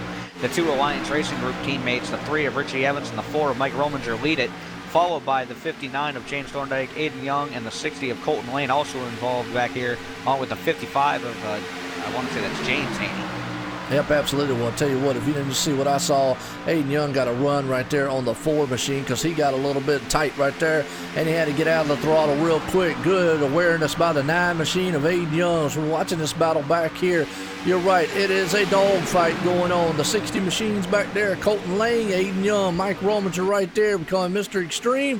You got James Thorndike in the front, Richie Evans, boy, they're going, oh, Richie Evans almost clipped that nose there. The 59 could have been disastrous. It took out probably about 10 cars in the process. That's for sure. These guys are fighting hard right here, and I think the reason is, we talked about it earlier, the draft may be coming into effect. You notice those front, maybe 6, 7 cars are all in a single file line right now. Even though they're all battling for position a bit, they're not side by side, and they're starting to get away from this group. And all these guys back here, you're talking, 7th all the way back to maybe like 18th or door to door right now, fighting for position while that lead group gets away. So these guys want to single file out and get up there as quick as they can. Yep, absolutely. Right now, it is a good fight, man, going on. Still watching this battle back here with Aiden Young, because up front, Cody Pace, man, is setting pace right front. He is taking the lead. Keith Haney is still right there in second. Brian Johnson third. Tyler Daniels sitting fourth. John Houston's fifth. The battle right now, though, has got to be back here between 7th, 8th, 9th, and 10th spot as these guys, man, are just swapping them off.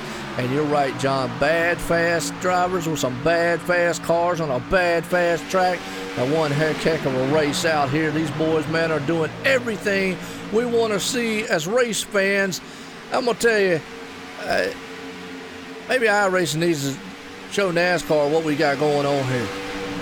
Yeah, that's for sure. That's, I can't believe I'm going to say this, but it is true. This is a lot more of an exciting race in Charlotte than you're going to get in real NASCAR. Let's put it that way.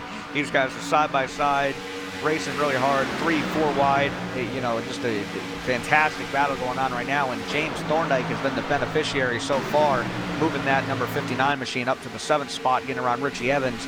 And behind them, another guy coming back to the field right now is Dwayne Culberson in that 1 car as he's starting to close into the back of Mike Rominger. Absolutely. We'll go back up front, though, because Keith Haney, man, took point on front over Cody Pace, and he is under, man, duress right there, man. Brian Johnson's on the outside, got that Jag machine all firing on all 8 cylinders, man. It is Wrangler Day Touch coming out, and he's spinning. Oh, Bryce Sinisek got away just in time. Boy, I'll tell you what happened right there, Ryan. We saw it in real time, so we won't go back on the replay there. But real quick, what we just saw right there was a case of car on the inside got tight, basically. Came up, thought he could hold it, didn't get out of it quite in time. They just came together there. Unfortunately, Brian Johnson was in the wrong place at the wrong time. Yeah, that's for sure. But a class act move there by Brian Johnson, able to lock it down and keep it up at the top of the track and not roll down in front of traffic there. Good job by him to make sure that machine didn't make that accident any bigger than it could have been. All right, well, I'll tell you what's going on. Insanely Racing. I hope I said that right. Insanely Insane? I don't know. He's out in the chat. That's all I know. Oh, Insanely Racing. Yeah, out in the chat. Out in the Well, who you want to talk to this time? Oh, my.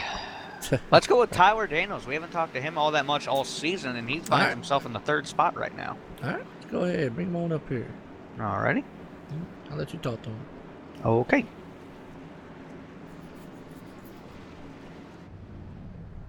I talk too much as it is. Haha. I didn't say that. Yeah, you did. Did I? I don't know. It'll just Well, be while blowing Ryan's over doing here. that, we'll get a quick summary here. Lap 105, 150, 17 lead changes. That tells you right there what kind of racing they're doing up front. 8 cautions for 28 laps, so really not too bad, but boy, that lead changing right there tells you what kind of racing. So, floor's yours, Ryan. All right. Tyler Daniels, this is Ryan Daniels on the OSR Network booth. Do you have a copy? How you doing, Ryan?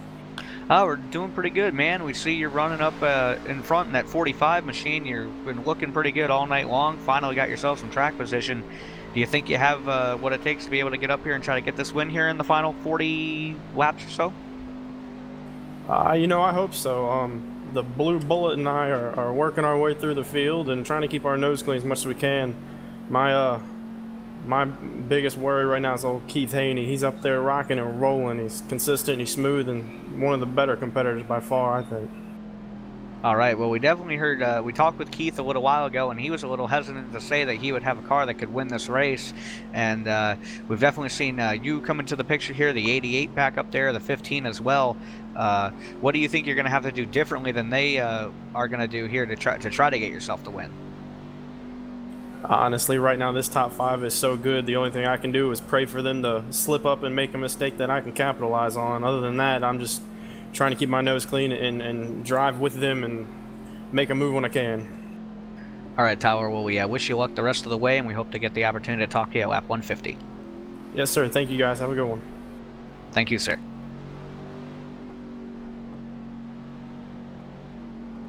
All right.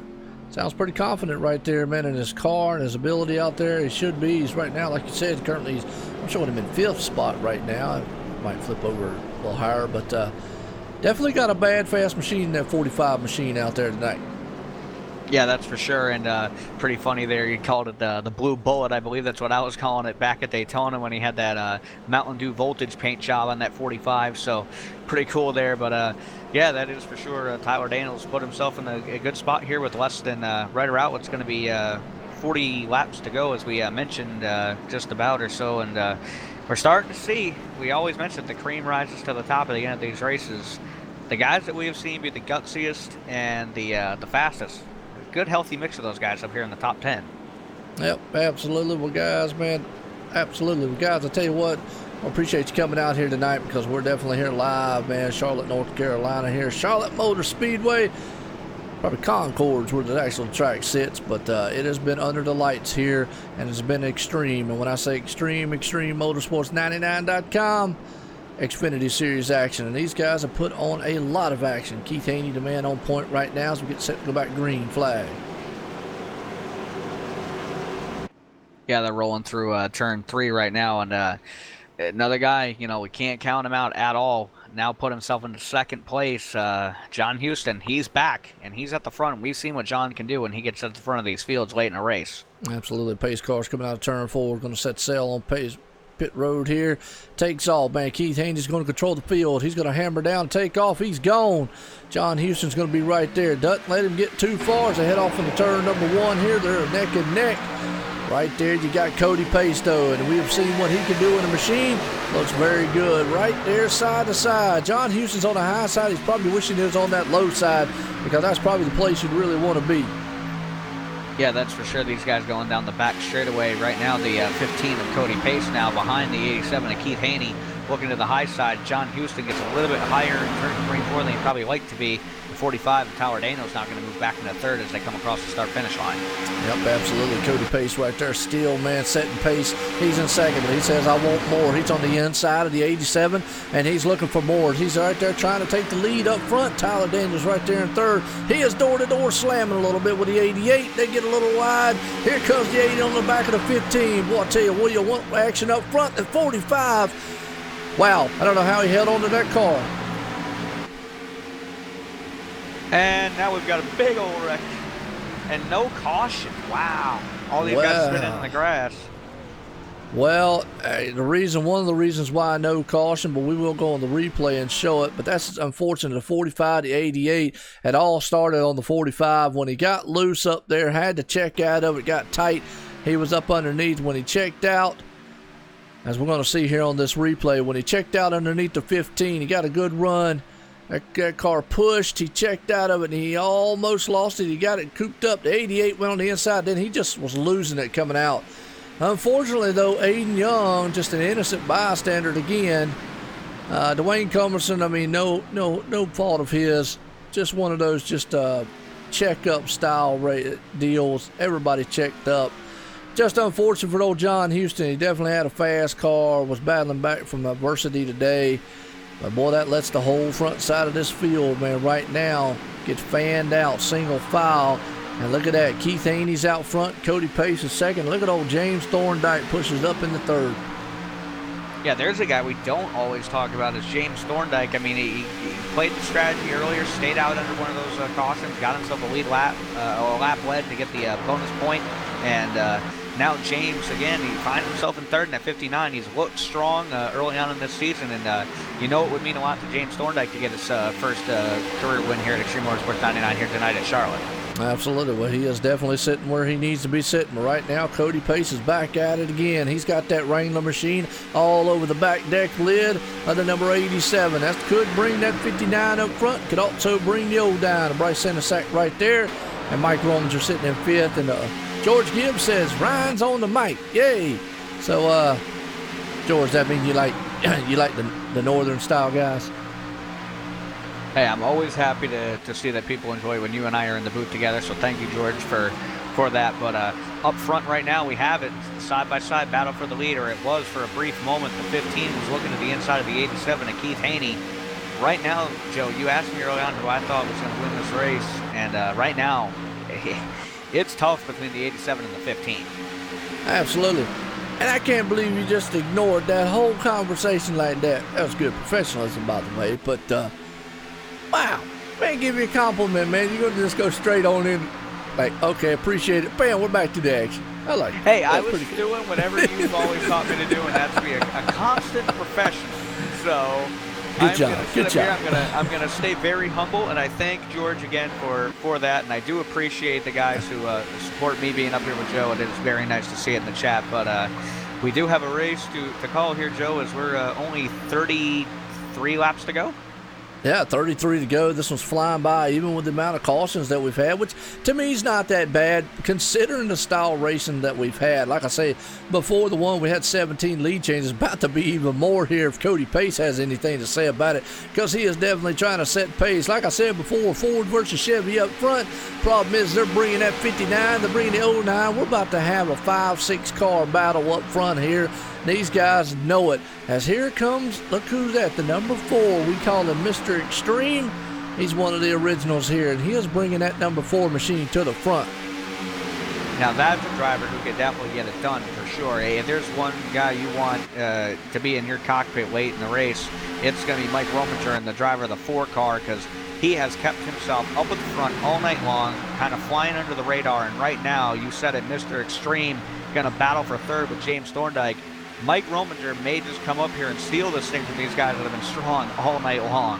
Well, you said a minute ago, you talked about you didn't know who was going to win. I have no clue. With about 18, 19 lead changes, who knows? This is almost like a plate-style race where you'd have just a massive amount of lead changes, and it's anybody's ball game. You think somebody gets a handle on it, they get out front, they go out there, then the other guy runs them down and gets up there and starts shooting and goes side by side. Like we said, don't count out that 4. Oh, and Cameron Hearn is in. He's not the wall yet, but he might be. Oh, he had it saved for a brief moment, and him and 34 got together, and he's spinning around, and there's a big group of cars coming. Oh, it's a massive pile up out of turn 2. Yeah, just saw it a little bit live. Ethan Kurtz, just nowhere to go, and... well, I'll tell you what, tow mater on the front there is going to be, he's going to need a doggone tow truck after this one. What happened is Cameron went on the inside of the 09, and he's heading off into turn 1, and well, I'm going to tell you what, that's just the biggest net code in the world right there. Wow, if you watch that replay, folks, but he had that thing held, and then the 32 of Ryan brought it nowhere to go. just a victim of circumstance, but the 20, man, just hammered it. If that was in real life, boy, Cameron would probably be hurting because he probably hit him at least 150 mile an hour or more, just slammed the door side of him. Yeah, that's for sure. And I don't know about that netcode, but that was actually pretty funny there. The 20 hits him, flies straight in the air, and then immediately, netcode's back onto the track. So that's pretty comical there on iRacing's part there with their accident impact, whatever you want to call it, I guess. Yeah. Impact. Whatever you call it, whatever you want to call it. Impact damage right here. Yes, I guess. I don't know. The point is everybody's on pit road now with what's going to be right around 25 laps to go on the restart, so for all intents and purposes, this could be the, as they call it, the money stop. It's go time. Yep, absolutely. Like Ryan, boy, he just goes from being all unserious to just flips a switch and goes back. I tell you what, must have been listening, man. I hear you. Good job. Thank you. Awesome. Tell you, well, I tried. Hey, doing good. Right now, Cody Pace beats them all off pit lane. Keith Haney's right there in second. Mason Witzel, man, we ain't talked about him all race long. I don't know, did he take 2 tires, or I wonder if he'd tell us if we talked to him. He did take 2 tires. I just went back and looked. Okay, all right, well then, because I just noticed he came up in the third. Now, that begs the question of, think it's going to work? I mean, that obviously will loosen the car up. 2 tires will. Yeah, that's going to be really tough. And for me, I'm wondering if he tested it earlier to see what it could do, because earlier on we saw the 90 of Thomas Wagner. Now, I'm not sure that he took 2 tires early on, but we saw how loose that car was when he had his problems early. If that was due to a 2-tire pit stop early on in the race, the 99 might want to hope that he's got a lot of grip in that machine, and hopefully, he has an understanding of what he might be dealing with here, because obviously a 2-tire call like that this late in the race, there's no coming back from it if you make a mistake up here and that car spins out on you.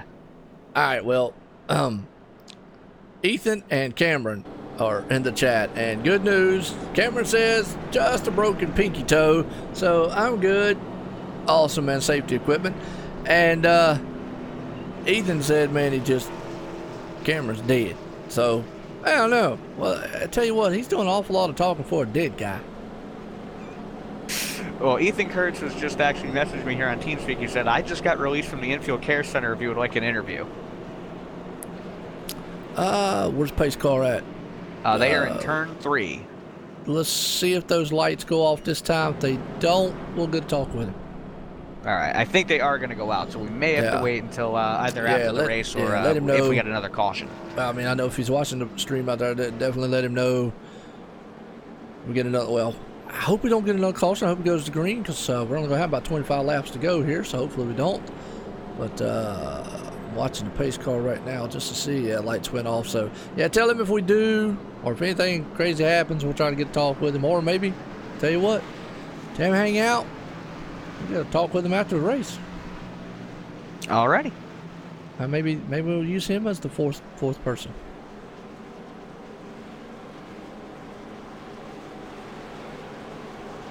What do you think?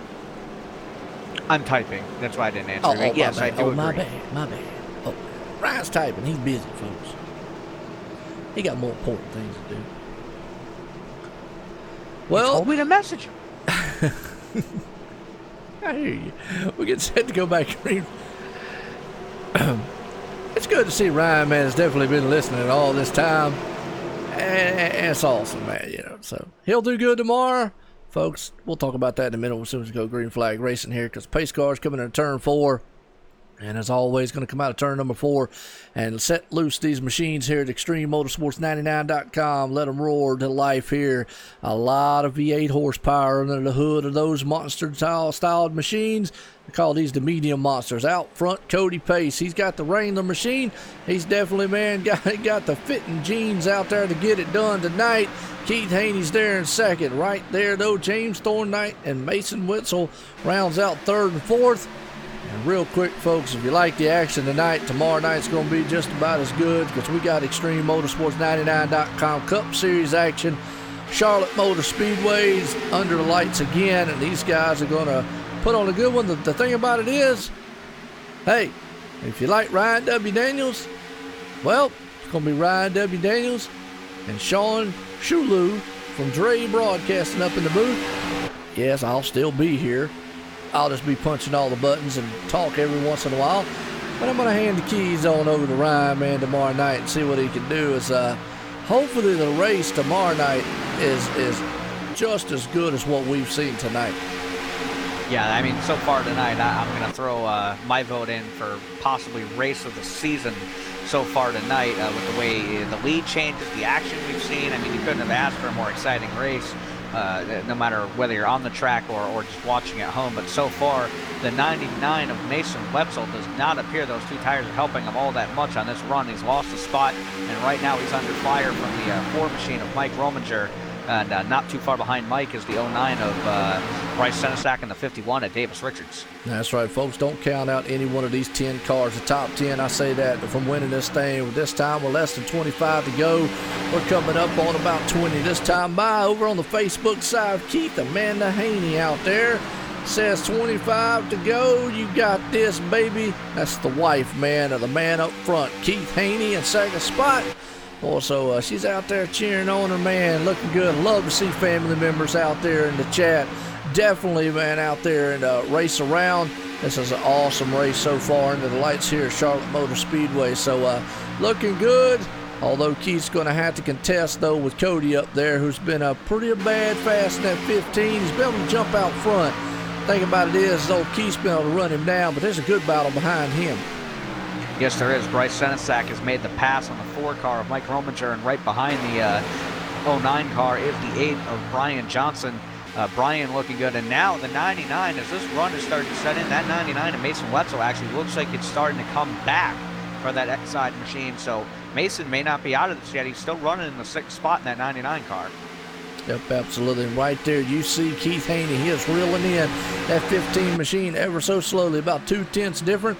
But back here, Mike Rominger, he has got his hands full with Mason Wetzel, and Davis Richards has been able to fire back. Look at that Michael Knight in the kit car. I know you don't know what that is, Ryan, but that's okay. We forgive you. We know you're young. Actually, we happen to know that I took it upon myself in my spare time to actually watch the movie Knight Rider, so I have a rough idea of what it is. I've not seen the show, but I saw the movie that came out a few years ago. Wrong Knight Rider. Did it have a Mustang in it? I can't remember. Did it? I think it was. I think it was a Mustang. Okay. All right. That's the remake that they came out with. You need to go back and watch the ones back in the 80s. Go back and look up David Hasselhoff, Knight Rider, and Kit, and you'll know what I'm talking about. Black Trans Am, but right now, man, out front, looking good. Although I've seen all the new ones too, by the way. But right now, looking good is Mason Wetzel. Boys having a hard time on those 2-tire stop out there. And these guys, man, are definitely going around it. Brian Johnson up front in 5th spot. Bryce Senesack has caught him. And I will tell you, don't count out. Like I said, it's anybody's ball game here as we're 18 laps to go, 17 this time. As, man, it's a 5-car battle up front. Yes, it is. And actually, I'm trying to think back. I can't remember who was our winner at Indianapolis a few weeks ago. Was it Keith Haney that won that race? I can't.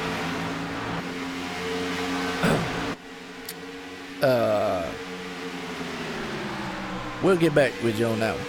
Yeah, well, I'm trying to remember because the important bit that would be Go on obviously Google, man. Go to the website and look. But of course, how could I forget? Shame on me for not doing that first. But the point is, I was going to try to say we may have a first-time winner no matter who it is now up front. Yeah, and I think either way we are, because Bryce Senesack hasn't won. Brian Johnson hasn't won. Oh, boy, James Thorndike right there is in trouble, though, as he's got Brian Johnson. But I think between the 5 cars up front, I don't think anyone has won. The nearest person that might have won so far... Mike Rominger, sure. Yeah. Has he won one this season?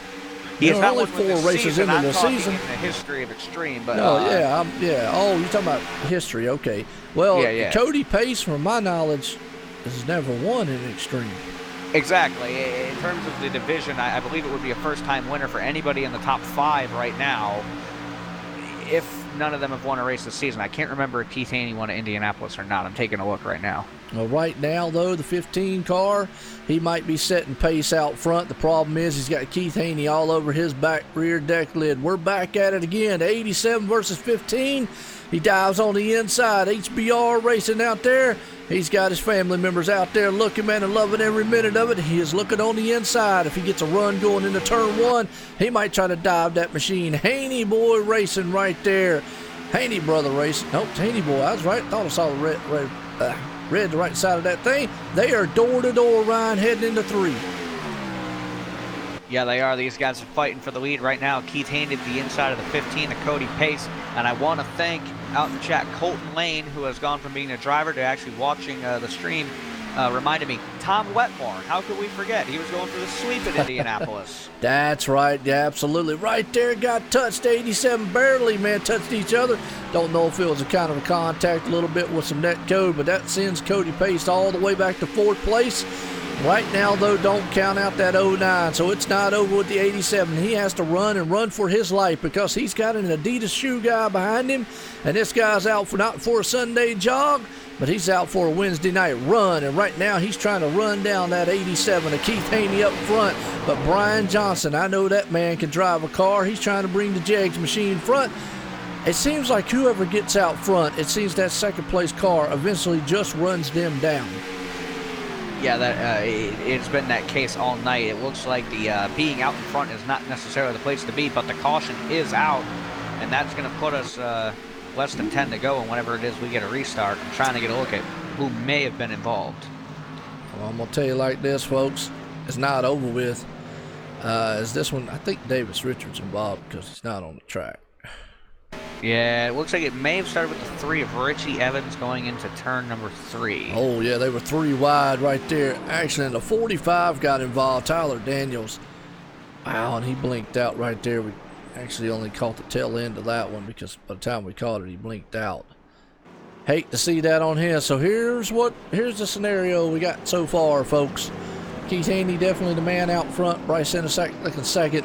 Brian Johnson to be 3rd, Cody Pace in 4th, Mike Rominger 5th, rounds out the top 5. It's lap 140, 10 to go. There's going to be nobody one. Well, I say nobody, but Ryan Johnson does come down with James Thorndike. Wow, 10 to go. When they go back green, we're going to have probably a little over 5 laps. I'm going to say about 6 laps here. Here's like I always like to throw it out to you. Obviously, lap 150, that ends it. That's done deal. But that caution comes out at 146. That's going to end it too right there. So by the time they go back green flag racing, I'm going to say probably 2 more laps after that, and their caution comes out to be a done deal. I don't want to jinx them. I'd love to see this thing go green flag, but you know and I know, Ryan, business is about to pick up front because now it's run what you brung, and friendships and teammates, well, hey, Ryan, you're a good guy, but I'm coming around you one way or another. Yeah, that's out the window right now, and the top 8 stayed out, and with a restart that may only be maybe 5 or 6 laps, and the next yellow ending the race, it's going to be a battle up at the front. You're going to have all these guys on fresh tires who are going to be faster. They're going to try to charge their way through the field as fast as they can. The first guy that's going to be on those 4 fresh tires are going to be the number 8 of Brian Johnson. So it's definitely going to be tough here for somebody like Brian to get the win. It's not impossible for him to make up a bunch of spots here on this restart. But as we look right now, we still see some more cars ducking in. The 81 of Daniel Haney is going to come in now, and that's going to put the number 8 car, I want to say, in the 8th position for the restart. Well, I got to ask, Amanda out there, are you biting your fingernails? Are you nervous? Because Keith's out front right now, and he's got to hang on for at least either 2 or 3 laps, and a caution comes out, or at least 5 to 6 to get it all the way down to the end of this one. Thinking about it is, Ryan, I just said Brian Johnson went in and got tires. He came out 7th. It's not over with him. He's going to have a brand new set of tires, and he's going to come through this field probably like a madman on a Black Friday sale, or me when the hot now sign's on at Krispy Kreme. Get out the way. And that's pretty much what he's going to be singing. Move, get out the way. I'm coming to the front one way or another. He's going to have a bad, fast ride in that 8. Yeah, he is. And the another thing I noticed on that 8 machine, I thought that perhaps he had a little bit of damage before. Looks like Brian may have taken his faster pair. So not only is Brian Johnson on a full tank of fuel with 4 fresh tires, which is going to give him the optimal track, the ultimate grip and everything he needs, but he's got a brand new car ready to roll here with what can only be 5 to go. If he can make that thing stick on the bottom, Brian Johnson, as you just said, we talked about somebody being on a rail earlier. That 8 car might be on a rail for sure this time. Yep, absolutely. The thing about it is he's going to have to be very patient of doing it too, even though, man, there's 5 to go. I know we don't like using that word but this time because he's going to be much faster than those guys, and he's going to get a heck of a run. He can run right in the back. And old Mandigo's got the fingers and the toes crossed out there. That is awesome. Right now, lights off on the pace car, and it... yeah, that was ludicrous, by the way. And we're about to settle this thing here at Charlotte under the lights here for ExtremeMotorsports99.com. Xfinity Series action. And, man, this has been, like they said, a race to remember. Yes, it has. And another important thing to remember, the top 3 have never won in this division, so we're still definitely in contention here. We have a first-time winner here tonight, and you can't count out the 99 and Mason Wetzel, who's going to restart 5th. And how about Nick Hunt, who's worked his way up into the 8th spot here, or I'm sorry, the 6th spot on this restart. Yep, absolutely. Again, right now, pace cars coming out of turn number 4. About to settle this thing here tonight under the lights in Charlotte. Pace cars in. Keith Haney's going to hammer through those gears and take off like his life, man, depended on it. Slow, slow, slow. Well, he gets a good start, man. He's got Cody Pace all over the back deck as they head off into turn 1. Like we said, keep an eye on that 8 machine. He's on good tires, and like we was talking about it, here he comes, because he's going to be able to hold that thing down low where a lot of these guys might not be able to. They're going to wash up the track if he can get the bite he needs. The 87 steps out front. Next time by is 145. Like I said, folks, another lap after that. A caution comes out. It's over with. The 8 says, I'm taking it 3 wide. That's new tires versus old. He makes it stick. Here he comes, Brian Johnson to the front. Brian Johnson thundering past everybody right there. Made a huge move, 3 wide, 2 times just then. And he's going to just go under the 87 with ease. Brian Johnson, your leader here, with just a few laps to go. And James Thorndike now trying to do the same thing, as James is also on new tires. He has now worked his way up to the 5th spot behind the 99 of Mason Wetzel, and they're still dogfighting back there in the back end of the top 10. But yeah, Brian Johnson has taken off. Wow. Whoa, Bryce in a second the wall. Caution comes out this time. It could be over with. Caution is out. Now I'm going to hold off because they did cross the line at 146. So it's all going to be dependent on whether or not where Iracing scored that caution. They did cross at 146. It's going to leave us 4 laps to go. So I'm not going to say it's over with yet. But if I had to be a gambling man, I would say it is. And as of right now, Brian Johnson did what he had to do, Ryan. Let's go back on that replay right there. And let's watch some of that. Actually, let's go on back a little further here and watch while we're under caution here. And watch the pass for the lead. He came to the front, like I said, like a madman. That's just new tires versus old tires, folks. He's able just to power that thing down the inside and take the lead over. There's nothing Keith Haney can do right there. No need to try to block or hold him up or anything like that. But what happened back here in the back? Yep, right there, you seeing it. The 09, he got in, man, involved. Let's see if we can't get on the 09 right fast and see what happened to him on that replay. Like I say, I don't know for 100%. I mean, like I say, Ryan, if I'm a betting man, I'm gonna say it's over with. But we'll have to see. Let's watch this replay here, this wreck. I was watching this. They just got 3 wide back there. They were just hammering it right back there. The 39 and Bryce got high. 39 nowhere to go. Oh wow, tumbling on the infield. Boy, I tell you what, I hope he ain't dizzy. Ouch, man. What do you think, Ryan? I mean, I'm with you. I'm going to say I believe this is over, and if it is, this has got to be the most interesting top 5, maybe even top 6 finishing positions we've ever had. Brian Johnson, if this is the end of the race, is going to get his first career win here in the Extreme Motorsports 99.com Xfinity Series. He's going to be followed by Keith Haney, Cody Pace, Mason Wetzel, James Thorndike, and Michael Knight going to rebound to finish 6th. Yep, and you're talking about first-time winner. This would actually be his first-time win in Extreme Motorsports 99.com ever, as he's a newcomer here this season. Like I say, he running man in the Racing Freak Sim Racing League, presented by Stock Car Racing Experience on Saturday nights there, which I broadcast too. If you want to check them out, check those guys out. They do awesome in the Cup Series there. You can see Brian Johnson tomorrow night here too in the Cup Series, but tonight he's going to be one happy man. If this does hold up here, and I'm pretty much sure it is now because the lights on the pace car didn't go out, so we pretty much can say Brian Johnson has pulled this one off. The reason I didn't want to call it there, normally at lap 146, yeah, I do, but they just crossed that line, and I've been fooled like that before.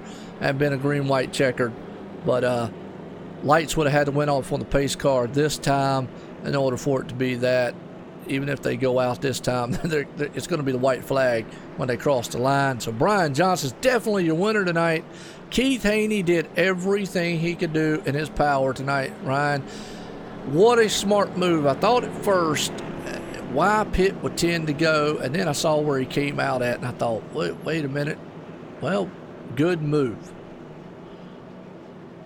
Yeah, absolutely. I mean, you look at it too, I think the big thing too that may have helped Brian Johnson there was when the 81 of Daniel Haney actually pit, because Daniel would have restarted on that inside lane, and Brian would have been stuck on the outside behind some of those slower cars on the restart, may not have been able to get that run that he was able to get down the back straightaway and then through 3 and 4 that eventually got him the lead by the time they were done with the entire first lap of that restart. So Brian Johnson, you talk about right place, right time, playing the strategy perfectly. Brian Johnson earned this win tonight with an absolutely fantastic call with just a few laps to go.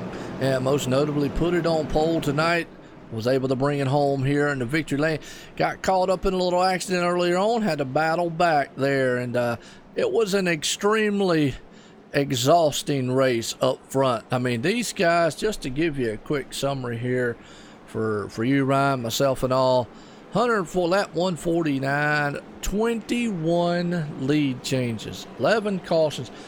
21 lead changes means that they were swapping like crazy up front. So we had no idea who was going to. I mean, that's restrictor plate style lead changing.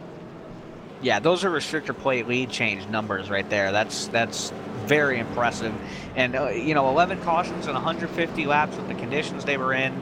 That isn't all that bad, all things considered. And it was very exciting racing all the way through, as these guys are coming through the tri over here, and we are going to get the checkered flag here.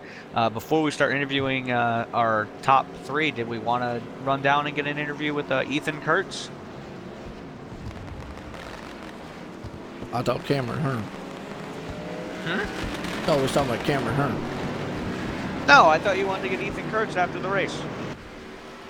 Oh, we can get him out to the race, or Cameron Hearn. Remember, he was the one that was out there talking about he got his foot hurt. Yeah, it was both of them. Ethan Kurtz was the one who said he was unfortunately killed in the accident.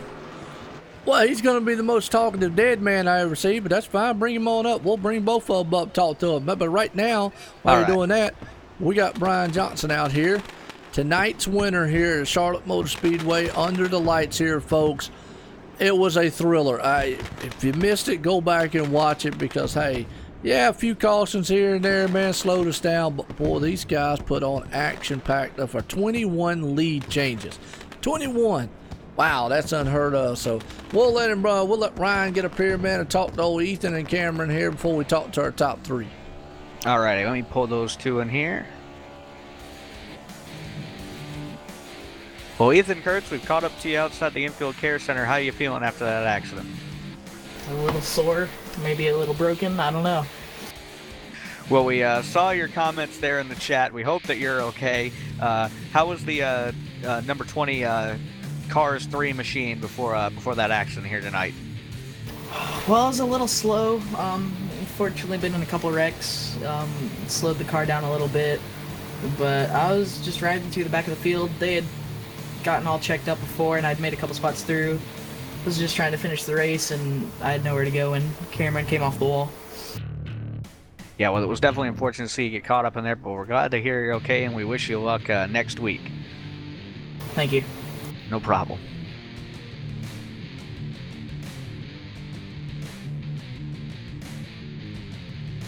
Cameron Hearn, we are catching up with you outside the infield care center. How you feeling after that big accident you and the number 2 had?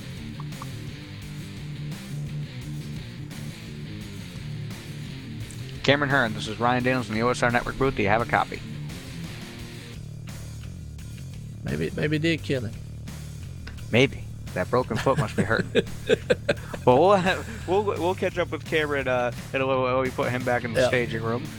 Yeah, we'll try to catch back up with him. Well, let's get a talk with our third place man tonight. That's Cody Pace, because he was setting some bad fast pace tonight, and it was awesome, Ryan. Alrighty. Cody Pace, this is Ryan Daniels in the OSR Network booth. Do you have a copy? Yes, sir.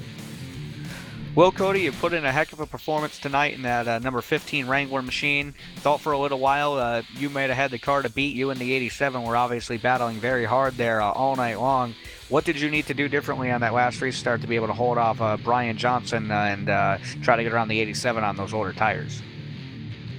I think I would have needed 4 fresh tires. I mean, there was no competition. I mean, we had over 10 laps on them tires, and I mean, that 8 car, he had that whole bottom lane on that first lap and was able to get by everybody. Congratulations to him. And plus I had a little bit of damage on the front of my car, so I was lucky to get third. Well, you definitely put in a heck of a run. We saw some of the most exciting racing we've seen all season, and anybody out there you want to thank for just a really good, solid podium finish here tonight at Charlotte? I'd like to thank Extreme for doing what they do.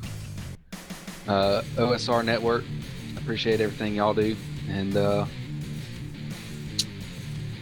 on to next week. All right, Cody. Well, we wish you luck when you guys take the track next week. And thank you for coming up here and talking with us. Yes, sir. Thank you.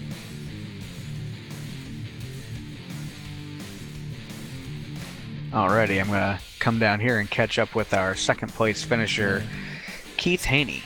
Yeah, a little rejected. It sounded like there in Cody's part, he definitely had a fast car there, Ryan, and rightfully so. But he definitely showed that he's got the pace to be a contender here. So, hey, come out of here, been learning on it. Yeah, that's for sure. Did you want to speak to Keith Haney, considering I already talked to Ethan Kurtz as well? No, go ahead. Keith Haney, this is Ryan Daniels in the OSR Network booth. Do you have a copy? Yes, sir, I do. Well, Keith, we talked to you earlier. You didn't think you had a car that could compete for the win, but after we spoke with you, you were able to keep that number 87 up front the entire rest of the night. What did you need to do differently on that final restart to hold off the hard-charging number 8 of Brian Johnson? I don't know. Maybe pitted. I had a feeling that if I would have pitted right there, no one else was going to, and I was afraid a caution would end up biting me, and I'd probably get stuck back a little further than I wanted to be. So I figured, shoot, man, I'm just going to chance it and stay out. That's really the worst that could happen. Well, you definitely put in a very hard-fought performance out there tonight. You were very strong the last time we saw you as well at Indianapolis. So far this season, you've been just really outstanding in that 87 car. Anybody out there you want to thank for bringing it home second here tonight? I want to thank you guys for sure for putting on the show, and Extreme for putting on a heck of a league. And I want to give a shout out to Brian Johnson out there. He definitely made the right call tonight by taking those fresh tires right there with those few laps to go. Everybody watching, my wife, my dad, Daniel, I appreciate it. I love y'all. Look forward to tomorrow. Real quick. Yeah, I was about to say, your wife was definitely excited watching you all night long, by the way. Thank you, Joe. Yeah, she come out here a few times to pull my earphone away and tell me good luck. And that's the first time she's ever really watched me, so she put me under a lot of pressure tonight knowing she was watching. But hey, thank you guys. I had a lot of fun. I look forward to tomorrow night. Hopefully I can talk to y'all again. All right, well, again, thank you, Keith, for coming up here and talking with us, and we do wish you luck tomorrow night in the Cup Series race here that will also be taking place at Charlotte. Thank you, Mr. Ryan. No problem. All right, Ryan, I'll tell you what, some happy campers right there, man, in our top several ones, but I know one guy that's going to be ecstatic when we talk to him, and that's old Brian Johnson himself, the man from the Racing Freaks organization over there, came over here, made the right pit call, and able to bring it home tonight's winner, Brian Johnson here at Charlotte Motor Speedway. Brian Johnson, Joe, the booth, got a copy? I got a copy, Joe. Well, I'll tell you what, normally I say you're the Mountain Dew soda can machine man out there tonight, but you were bringing Jeg's performance with you, and you definitely had enough performance here, and a heck of a pit strategy call there on that last caution. I kind of doubted it when I saw 10 to go, but when you came out in 7th, I said, maybe not. Maybe he's sitting pretty. All depends on if he gets caught up into something, because he's going to have a lot better tires than everybody else. He shot out front, though, and man got around there 3 wide and had one bad fast ride all night long in that 5. But you're the winner here tonight. Charlotte Motor Speedway under lights. Extreme Motorsports99.com, Xfinity Series, and your first one here at Extreme. How's that feel, Brian? It feels awesome. It's definitely an honor to race in this league and race against these guys. There's a lot of fast guys here. Yeah, I was kind of skeptical about coming in for tires. I knew the tires wore off quickly, but I wasn't sure how far back it would put me. Luckily, it put me back to about 6th or 7th, and I knew I would need about 2 or 3 laps to have a chance at going at the lead there. And luckily, I got past him, and about 2 turns later, caution came out, and that was the end of the race, so that worked pretty well in my favor. I got really lucky there.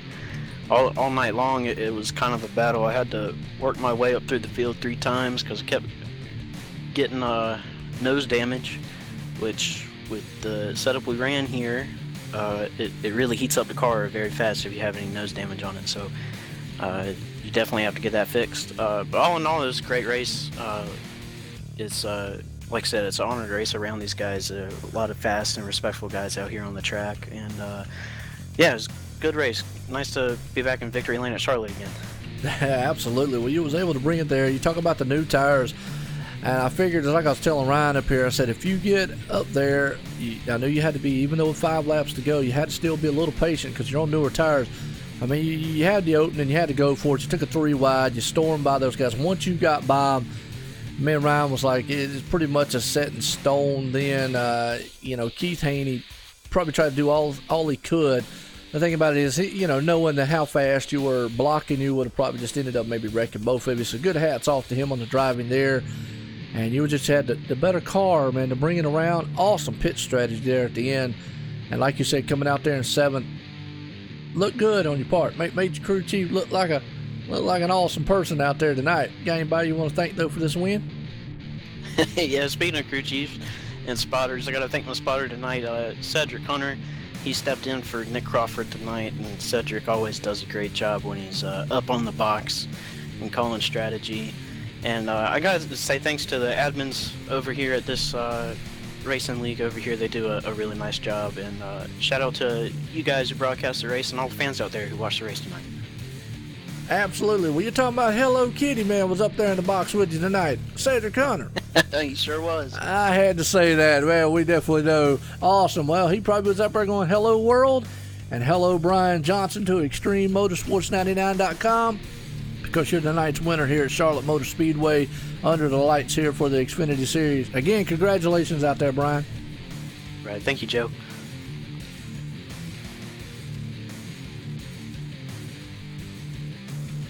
Well, Ryan, let's get a good rundown of the results order here tonight. As the man out there putting it on point, Brian Johnson. We just talked with him in the victory lane here tonight. Keith Haney bringing home in 2nd. Cody Pace in 3rd. Mason Witzel 4th. James Thorndike 5th. Michael Knight right there in 6th. Mike Rominger 7th. Nick Hunt 8th. Daniel Haney right there in 9th. And Tyler C. Daniels rounds out the top 10. Yeah, Bryce Senesac going to come home in the 11th spot after that crash that he had with a few laps to go. Dwayne Culberson's going to come home in 12th. Zachary Kreiser in 13th, Ryan Broderick in 14th, Richie Evans in 15th, Davis Richards in 16th, James Haney in 17th, James Haney in 17th, Aiden Young in 18th, Mike Franklin in 19th, and Ethan Kurtz is going to round out the top 20. Yeah, 21st, we got Cameron Hearn right there. 22nd, Colton Lane. 23rd, John Houston. Not the night he was looking for, kind of rough there on his end. 24th, David Elliott. 25th, Ratford Brown. 26th, Thomas Wagner. 27th, Matt Hoover. Rusty Farrell right there in 28th, Jacob Bell. 29th, and Nicholas Caldwell. And 30. That rounds out our top 30 there. And I tell you, if you missed this one, definitely go back.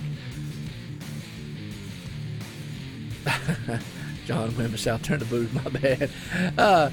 Go back and watch this one because, boy, I'm going to tell you what, this was a thriller of a race. 21 lead changes, 12 cautions out there tonight for 150 laps. Awesome race. These guys were battling throughout the whole entire field, up front, in the middle. I tell you, it was a night to remember here at Charlotte for the Xfinity Series. Ryan, you got any final thoughts on this one? Yeah, it's been a very exciting race all night long. We saw probably, at least for the season so far, got to be close to a record number of lead changes aside from maybe Daytona. These guys put on a whale of a performance out there tonight, and my hat's off to Brian Johnson there with an excellent strategy there at the end of the race to be able to pick up the win. But I was reading the chat in the on YouTube, and the driver of the 33 car, Ranford Brown, apologized to anybody he may have gotten into out there tonight. He is currently at the hospital with chest pains. I am hoping that Ranford is okay, and wish him the best. He's obviously well enough to be letting us know, but hopefully Ranford is all right. Yep, saw that out there in the chat. Definitely, man, hope he is okay. Definitely not a night he was looking for, but obviously, health's more important. Family's more important, man. We could always come back to this later on. It was a thriller out here, though, as always. And I want to appreciate, all the family members and all the viewers coming out each and every week. Well, tomorrow night's going to be a special night for us here. Tune in here to OSR Network. I'm going to hand the keys over to Ryan and Sean Shulu from Dre Broadcast. They're going to be up here in the booth. I'm going to be up here. I'll say a few words here and there, but you won't hear the normal play-by-play that I normally do. I'm going to let those two guys handle that mostly. And we're going to see how that works. Old Dave from Dre says he betting I can't stay quiet that long, so we'll just have to see how it works out. Well, if I wanted to ask, perhaps as a head start for tonight, maybe I should close out the stream then? Go ahead and do it. All right, ladies and gentlemen, thank you for watching us here on the OSR Network. We hope you enjoyed the race, and we will catch you guys tomorrow when the Extreme Motorsports 99.com Cup Series takes to the track here at Charlotte. Thank you all for watching.